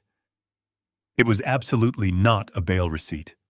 It was a formally notarized signed affidavit from Monica. She had formally turned state's evidence against him early yesterday morning, detailing his total complicity to reduce her federal prison sentence. Preston froze, his mouth falling open, as the absolute horror of his permanent betrayal finally settled into his bones. I leaned forward, looking directly into my broken son's tear-filled eyes. "You betrayed your family for money," I said softly. "Now watch money betray you." The immediate, highly chaotic fallout of the incredibly dramatic gala was absolutely unprecedented in the modern financial history of Chicago. The national media had an absolute, completely unrestrained field day. The major business networks loudly broadcast the incredibly shocking audio recordings and the undeniable evidence of the massive offshore derivative scheme on a continuous, entirely relentless loop. My face and Preston's humiliated arrest were aggressively plastered across the front page of every major newspaper in the country. The sensational headlines explicitly screamed about massive elder fraud, highly illegal corporate sabotage, and the spectacular public collapse of the once mighty Caldwell corporate dynasty. The incredibly vicious media relentlessly dissected every single detail of the lavish gala and the shocking federal raid. They endlessly replayed the leaked audio of my son's terrifying psychiatric trap, broadcasting his immense cruelty to millions of completely horrified viewers. Market analysts immediately predicted the absolute total bankruptcy of Caldwell Developments, naturally assuming the massive criminal scandal would instantly terrify and repel our primary institutional lenders. When the global financial markets formally opened on Monday morning, our corporate stock price predictably began to plummet, exactly as Preston and Monica had originally calculated. But they were absolutely no longer in control of the highly volatile narrative. I was finally back in complete command. I completely refused to let the incredibly malicious actions of two purely greedy individuals absolutely destroy the loyal, hardworking livelihoods of 500 deeply innocent employees. I entirely abandoned any lingering peaceful thoughts of a quiet, restful retirement. I forcefully returned to my primary executive office the very next morning, aggressively seizing the central helm of the deeply shaken organization. I worked tirelessly, completely surrounding myself with Thomas Elena and my most deeply trusted, incredibly loyal senior advisors. I did not rely on generic press releases or highly polished corporate spokespeople to manage the terrible crisis. I personally called every single major institutional investor, every primary portfolio manager, and every significant corporate partner holding substantial debt with Caldwell Developments. I spoke directly into the telephone, actively utilizing the exact, authoritative, completely unyielding voice that had originally built this massive company from the ground up 30 years ago. I calmly and forcefully assured them that the rotting, deeply toxic cancer had been permanently and violently removed from the very heart of our corporation. I explicitly detailed our absolute unwavering cooperation with the Federal Banking Commission and thoroughly explained the massive liquidity reserves I had secretly protected using the original founder override clause. My total absolute transparency and complete refusal to back down slowly halted the terrifying financial bleeding. By late Thursday afternoon, the devastating stock freefall had completely stopped, and vital institutional confidence was steadily, undeniably rebuilding. We had successfully navigated the absolute worst of the unprecedented corporate storm. I aggressively purged the entire executive board systematically, removing every single cowardly director who had blindly supported Preston's deeply treacherous regime. I rapidly promoted incredibly loyal, highly ethical junior executives to fill the massive leadership vacuum, entirely restructuring the company to explicitly prioritize total transparency and absolute financial security. The incredibly exhausting, deeply grueling work demanded every single ounce of my aging physical strength, but the sheer, unadulterated necessity of the immense task kept me sharply focused and highly energized. I was not just saving a highly profitable real estate portfolio. I was actively rescuing the incredibly important, deeply meaningful professional legacy that Catherine and I had sacrificed our entire lives to successfully build. We had officially survived the most terrifying, completely destructive ambush imaginable. Exactly 1 week after the chaotic, highly destructive gala, the highly secure telephone inside my private executive office loudly rang. The harsh, incredibly demanding electronic sound abruptly shattered the quiet, focused atmosphere of my late afternoon strategy session. I slowly looked at the glowing digital screen. The heavily encrypted caller identification system explicitly indicated it was a highly monitored, strictly recorded line originating directly from the primary federal detention center located on the desolate outskirts of the city. I took a very deep, incredibly steadying breath, slowly asking Thomas and Elena to quietly leave the large room. Once the heavy oak doors clicked completely shut, I firmly picked up the heavy black receiver and slowly brought it to my ear. I did not offer a single word of polite greeting. I simply waited in the dense, heavy silence. Preston's voice crackled weakly through the incredibly poor, highly static audio connection. He was absolutely no longer the sharply dressed, incredibly arrogant corporate predator who had confidently ordered a brutal medical hit squad to permanently steal my freedom. He sounded incredibly small, desperately terrified, and totally exhausted by the harsh reality of his new, entirely concrete environment. He immediately began to loudly weep, his fragile voice cracking violently as he frantically begged me to save him from the absolute suffocating nightmare of the federal lockup. He pleaded with me to instantly post his massive $5 million bail, desperately promising that he would do absolutely anything to completely make things right between us. He shamelessly attempted to quickly rewrite the entire horrifying narrative, loudly sobbing that he had been entirely and completely manipulated by Monica's incredible, deeply toxic greed. He explicitly claimed that she was the absolute singular mastermind who forcefully coerced him into the highly illegal cartel contracts and the terrible offshore derivative shorts. He repeatedly swore on his own miserable life that he never actually intended to put me in a locked psychiatric ward, desperately insisting that Monica had secretly hired the violent extraction team entirely without his full informed consent. I silently listened to his incredibly pathetic, incredibly desperate lies with a completely cold, entirely hollow heart. He was perfectly willing to instantly sacrifice his own beloved wife to selfishly save his own skin. I did not loudly scream at him. I did not aggressively insult him. I simply told him I would see him in person very soon and silently placed the heavy receiver back onto the solid base. The very next morning, I drove through the bleak, freezing rain directly to the massive federal penitentiary.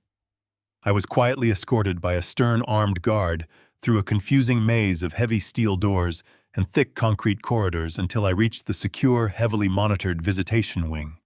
I sat down firmly on the hard metal stool, staring directly through the incredibly thick, heavily smudged, bulletproof glass partition. Preston was slowly led into the small, depressing booth on the opposite side. He wore a bright orange canvas jumpsuit that hung very loosely off his utterly defeated frame. He sat down heavily, his trembling hands reaching instinctively toward the small audio speaker. He looked at me with desperately pleading eyes, eagerly expecting me to finally whisper the complex details of his expensive bail arrangement. Instead, I calmly reached inside my tailored suit jacket and deliberately slid a thick manila envelope completely through the narrow steel transaction slot. Preston frantically tore it open wildly, expecting his official release forms. It was a formally notarized federal affidavit. Monica had entirely turned state's evidence against him to aggressively reduce her own prison sentence. "You betrayed your family for money," I said softly. "Now carefully watch dirty money betray you." I walked away from the thick, heavily reinforced glass without looking back a single time. The heavy steel doors of the massive federal penitentiary closed firmly behind me, echoing with a definitive hollow finality. I stepped out into the freezing, relentless Chicago rain, pulling my dark wool coat tightly around my aching shoulders. The incredibly long, solitary drive back to our sprawling suburban estate was completely engulfed in a suffocating, heavy silence. The rhythmic, repetitive sweeping of the windshield wipers was the only sound cutting through the dense atmosphere inside the luxury sedan. I had successfully saved my entire life's work from absolute catastrophic ruin. I had aggressively neutralized the immediate criminal threat and permanently removed the deeply toxic elements from my corporate boardroom. By all standard corporate metrics, I had achieved a monumental, unprecedented victory. Yet, as I slowly steered the heavy vehicle through the towering wrought iron gates of our private driveway, I felt absolutely no triumphant joy. The towering brick facade of our beautiful family home looked incredibly bleak and profoundly unwelcoming against the dark, stormy sky. I parked the car in the wide, circular driveway and slowly walked up the front steps, my heavy legs feeling like solid lead. I unlocked the heavy oak door and stepped into the grand, dimly lit foyer. The massive house, usually filled with bright warmth and vibrant energy, felt remarkably cold, entirely empty, and deeply haunted by the terrible events of the past week. I quietly removed my damp coat and slowly made my way toward the formal living room. The soft, flickering light of a dying fire cast long, melancholic shadows across the polished hardwood floors. Catherine was sitting completely alone on the large velvet sofa, her delicate hands wrapped tightly around a porcelain teacup. She was staring blankly into the fading orange embers, entirely lost in a deep, impenetrable ocean of profound grief. She did not look up when my heavy footsteps entered the quiet room. I saw the distinct, glistening tracks of fresh tears staining her incredibly pale, exhausted face. She was not weeping over the terrifying public scandal, the vicious media frenzy, or the massive financial risks that had violently threatened our comfortable existence. She was mourning a far more devastating, entirely irreversible loss. She was weeping for the innocent, bright-eyed boy we had once raised, the deeply loved son who had been entirely consumed and permanently erased by unparalleled, deeply toxic greed. I walked over to the velvet sofa and sat down gently beside my beautiful, completely shattered wife. I carefully took the fragile porcelain cup from her trembling hands and set it quietly on the low mahogany table. I reached out and gently pulled her into my arms. Whoa. Catherine finally broke her heavy silence, unleashing a flood of raw, unadulterated anguish. Her slender frame shook violently as she buried her tear-stained face into my shoulder, sobbing with a profound, earth-shattering intensity that physically ached to witness. I held her incredibly tightly, resting my chin against her soft hair, allowing my own suppressed tears to finally fall silently into the dark fabric of her elegant dress. We sat together in the dimly lit room, sharing the immensely painful, highly agonizing truth that successfully winning a brutal corporate war against your own flesh and blood is a profound victory that feels exactly like a completely devastating defeat. We spent the next long hour quietly mourning the innocent boy Preston used to be. Catherine tearfully remembered his bright childhood laughter, his early charitable ambitions, and the proud moments we had shared before the dark. Corrosive ambition of the commercial real estate world completely warped his fragile soul. I silently recalled the eager young man I had willingly mentored, the highly ambitious son I had proudly intended to smoothly hand my entire corporate legacy to, completely unaware of the monstrous sociopathic entitlement quietly festering beneath his highly polished, extremely charismatic exterior. The profound, inescapable realization that we had entirely lost our only child to his own monstrous, entirely uncontrollable avarice was a crushing, completely unbearable psychological weight. It was a permanent, violent, gaping wound that absolutely no amount of recovered financial capital or successfully restored corporate stability could ever possibly heal. We were completely safe, our massive company was totally secure, but our family was entirely, irreparably, and permanently broken. The quiet, deeply intimate morning was abruptly and violently interrupted. The sharp, incredibly demanding ring of my heavily encrypted cellular phone suddenly pierced the heavy, deeply melancholic silence of the dark living room.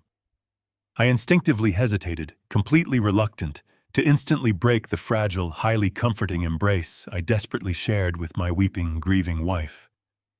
But the phone continued to ring with a harsh, absolute, relentless urgency that clearly indicated a severe, highly immediate crisis. I gently released Catherine, quietly offering her a soft, deeply apologetic look before firmly reaching into my tailored jacket pocket. I quickly glanced at the brightly glowing digital screen and immediately recognized the secure, entirely private number of my highly trusted legal counsel. I swiftly answered the secure call, purposely keeping my voice remarkably low and entirely steady to avoid frightening Catherine any further. Thomas did not offer a single polite word of standard greeting. His professional tone was incredibly tight, highly strained, and completely filled with a deep, unmistakable, terrifying panic. He explicitly and rapidly informed me that our monumental, seemingly unprecedented corporate battle was absolutely not completely over. The ruthless cartel enforcer had not simply walked away and surrendered after Preston's spectacular, incredibly humiliating public federal arrest. Thomas rapidly and breathlessly explained that the highly dangerous criminal syndicate had officially utilized their incredibly complex, heavily insulated offshore shell company to formally file a massive, aggressively targeted civil lawsuit directly against Caldwell Developments. The cartel's incredibly ruthless, highly paid legal representatives were explicitly claiming that the massive $40 million illegal financial debt was still completely, absolutely, and fully legally binding, regardless of my disgraced son's sudden federal incarceration. They were absolutely no longer quietly hiding in the violent, untraceable shadows of the underground criminal financial world. Thomas explicitly warned me that the heavily armed, highly dangerous, extremely powerful syndicate was aggressively coming for the absolute totality of the company's massive, highly lucrative physical corporate assets. They fully intended to completely bypass the frozen offshore accounts and brutally force a complete liquidation of our primary downtown commercial properties to forcefully extract their stolen capital. The incredibly terrifying reality of the new legal threat washed over me like freezing ice water. I tightly gripped the cellular phone, my knuckles instantly turning completely white with intense, unyielding fury.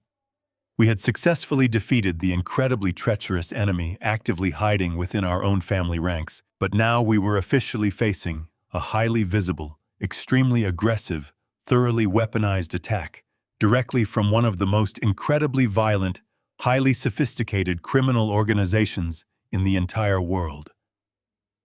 I looked back toward Catherine, perfectly resolving to entirely destroy this new absolute menace. I boldly promised myself that I would absolutely never surrender a single corporate brick to these incredibly ruthless criminals. The incredibly brutal war for Caldwell Developments had just violently entered a highly terrifying new phase. I did not panic when Thomas frantically delivered the devastating news about the massive civil lawsuit.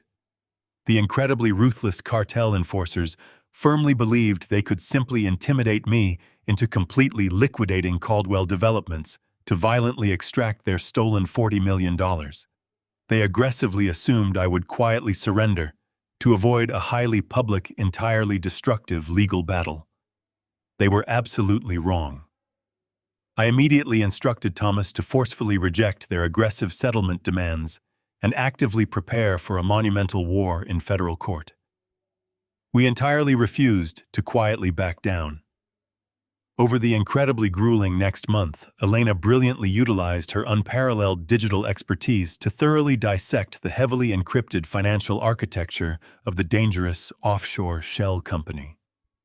She meticulously uncovered a massive, highly complex digital trail explicitly linking the aggressive corporate holding firm directly to illicit cartel money laundering operations. We did not merely plan to defend our corporate assets against their ruthless legal attack. We explicitly intended to weaponize the powerful federal racketeer-influenced and corrupt organizations act directly against their incredibly arrogant, highly exposed domestic holding companies. The tense, highly anticipated morning of the federal court hearing finally arrived. The massive, incredibly imposing mahogany doors of the downtown Chicago courthouse swung open entirely, swallowing the aggressive army of highly paid, incredibly slick cartel lawyers. I walked proudly into the brightly lit courtroom, entirely flanked by Thomas and my remarkably dedicated executive legal team. I wore my sharpest, most authoritative dark navy suit, perfectly projecting absolute, unyielding corporate strength. The cartel attorneys immediately began their highly aggressive, incredibly loud legal assault, forcefully waiving the fraudulently signed derivative contracts and loudly demanding the immediate total liquidation of our primary commercial properties. Thomas patiently waited for them to completely finish their incredibly arrogant, highly theatrical performance.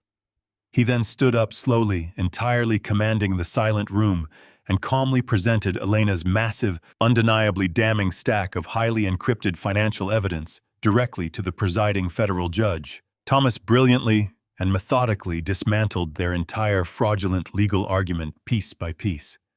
He explicitly proved that the original $40 million utilized to fund the highly illegal derivative short was entirely illicit, thoroughly contaminated cartel money. Because the initial financial capital was totally illegal, the aggressive contracts were instantly rendered completely null and utterly void under federal law. The cartel attorneys instantly turned completely pale, violently, whispering among themselves in sheer, unadulterated panic as their massive, incredibly arrogant legal trap completely collapsed. The stern federal judge entirely agreed with our aggressive legal defense. He loudly struck his heavy wooden gavel, permanently dismissing the aggressive civil lawsuit with extreme prejudice. He then immediately signed a highly restrictive, incredibly massive federal injunction explicitly ordering the immediate, total freezing of every single domestic holding company secretly associated with the violent cartel syndicate. The incredibly dangerous criminal predators had completely lost their stolen money and entirely exposed their domestic financial network. I proudly walked out of the massive courthouse and stood confidently on the wide concrete steps. The incredibly bright, exceptionally warm Chicago sunlight washed over my exhausted face. I looked directly at Thomas and Elena, deeply acknowledging their incredible, unwavering loyalty. I took a very deep, incredibly refreshing breath of the crisp morning air and softly announced that the monumental, deeply exhausting corporate war was officially over. I smiled warmly and explicitly told my highly dedicated team that I was finally completely ready to step down, but this time I knew exactly who the true corporate successor absolutely needed to be. The next morning, I officially called a massive mandatory corporate executive meeting inside the grand lobby of the primary Caldwell corporate headquarters. Hundreds of highly dedicated, remarkably loyal employees gathered quietly, their eager faces reflecting a complex mixture of lingering anxiety and cautious hope. I stood firmly behind the sleek, transparent glass podium, looking out over the incredible sea of familiar, hardworking faces. I spoke with profound, incredibly deep gratitude, sincerely thanking every single person for their absolute unwavering dedication during the most terrifying, completely destructive crisis in our corporate history. I then officially announced my permanent total retirement from Caldwell Developments. I did not introduce a wealthy, highly arrogant external executive or a greedy board member to blindly take my place. Instead, I proudly called Sarah Jenkins to the brightly lit stage. Sarah was our brilliant, fiercely loyal Chief Operations Manager. She had originally started at Caldwell Developments as a quiet, highly eager college intern exactly 20 years ago. She had meticulously learned every single complex facet of the commercial real estate industry, and she had bravely stood right by my side through the absolute darkest, most incredibly terrifying days of Preston's highly treacherous assault. I proudly handed her the heavy corporate master key formally and enthusiastically, appointing her as the brand new, highly deserving Chief Executive Officer. The entire massive lobby instantly erupted into deafening, incredibly passionate applause. But I was not completely finished. I loudly announced my final absolute executive directive. I officially and permanently transferred a massive, highly lucrative 40% portion of my personal corporate shares directly into a permanently protected, entirely secure employee-owned financial trust. I ensured that the incredible wealth generated by this massive company would directly permanently benefit the very hardworking families who had actually built it, officially protecting the corporate legacy from ever falling into the treacherous hands of unearned, deeply toxic greed ever again. With my professional legacy entirely secured and completely protected, Catherine and I finally left the highly toxic, incredibly stressful corporate world of downtown Chicago permanently behind. We sold the massive, terribly empty suburban estate and officially moved 300 miles north to a profoundly beautiful, incredibly quiet plot of lush, heavily forested land located directly beside a crystal-clear, completely serene lake in remote Wisconsin. We did not purchase a massive, highly ostentatious luxury mansion. Instead, I spent the incredibly peaceful, highly therapeutic next 6 months physically building a modest, remarkably beautiful wooden cabin utilizing my own 2 bare hands. The crisp, incredibly fresh northern air quickly replaced the stale, highly oppressive atmosphere of the dark corporate boardrooms. I permanently traded my incredibly expensive, perfectly tailored executive suits for heavily worn, highly comfortable flannel shirts and thick, durable denim work jeans. The constant, incredibly demanding ringing of my encrypted cellular phone was entirely replaced by the deeply soothing, highly melodic sound of gentle lake waves softly lapping against the smooth, rocky shoreline. Catherine finally found her profound, deeply deserved peace, spending her incredibly quiet, beautifully serene mornings carefully tending to a massive, highly vibrant vegetable garden and painting breathtaking, highly detailed watercolor landscapes on the wide wooden porch. I spent my incredibly long, profoundly quiet afternoons working inside a small, entirely rustic wooden shed located near the calm water. I carefully sanded down thick, highly durable planks of rich cedar wood, slowly and meticulously building a beautiful small fishing boat entirely from scratch. The physical, incredibly demanding labor was profoundly therapeutic, entirely washing away the lingering, deeply toxic residue of Preston's horrific betrayal.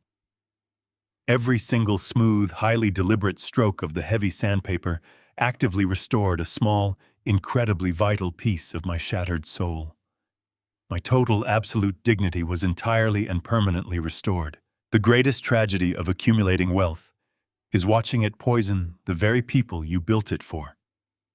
I spent my entire life laying a foundation of concrete and steel, believing that financial security was the ultimate expression of a father's love. I was wrong. Money without morality is a loaded gun safely handed to a child. True legacy is not found in trust funds, offshore accounts, or real estate portfolios. It is found in character integrity and the courage to stop those who cross the line, even if they share your blood. Peace is the only asset you truly cannot buy. If you enjoyed this story of justice and rebuilding, please hit the like button and subscribe to the channel. Let me know in the comments. Would you have the courage to report your own family to save your life's work? I cannot wait to read your thoughts down below.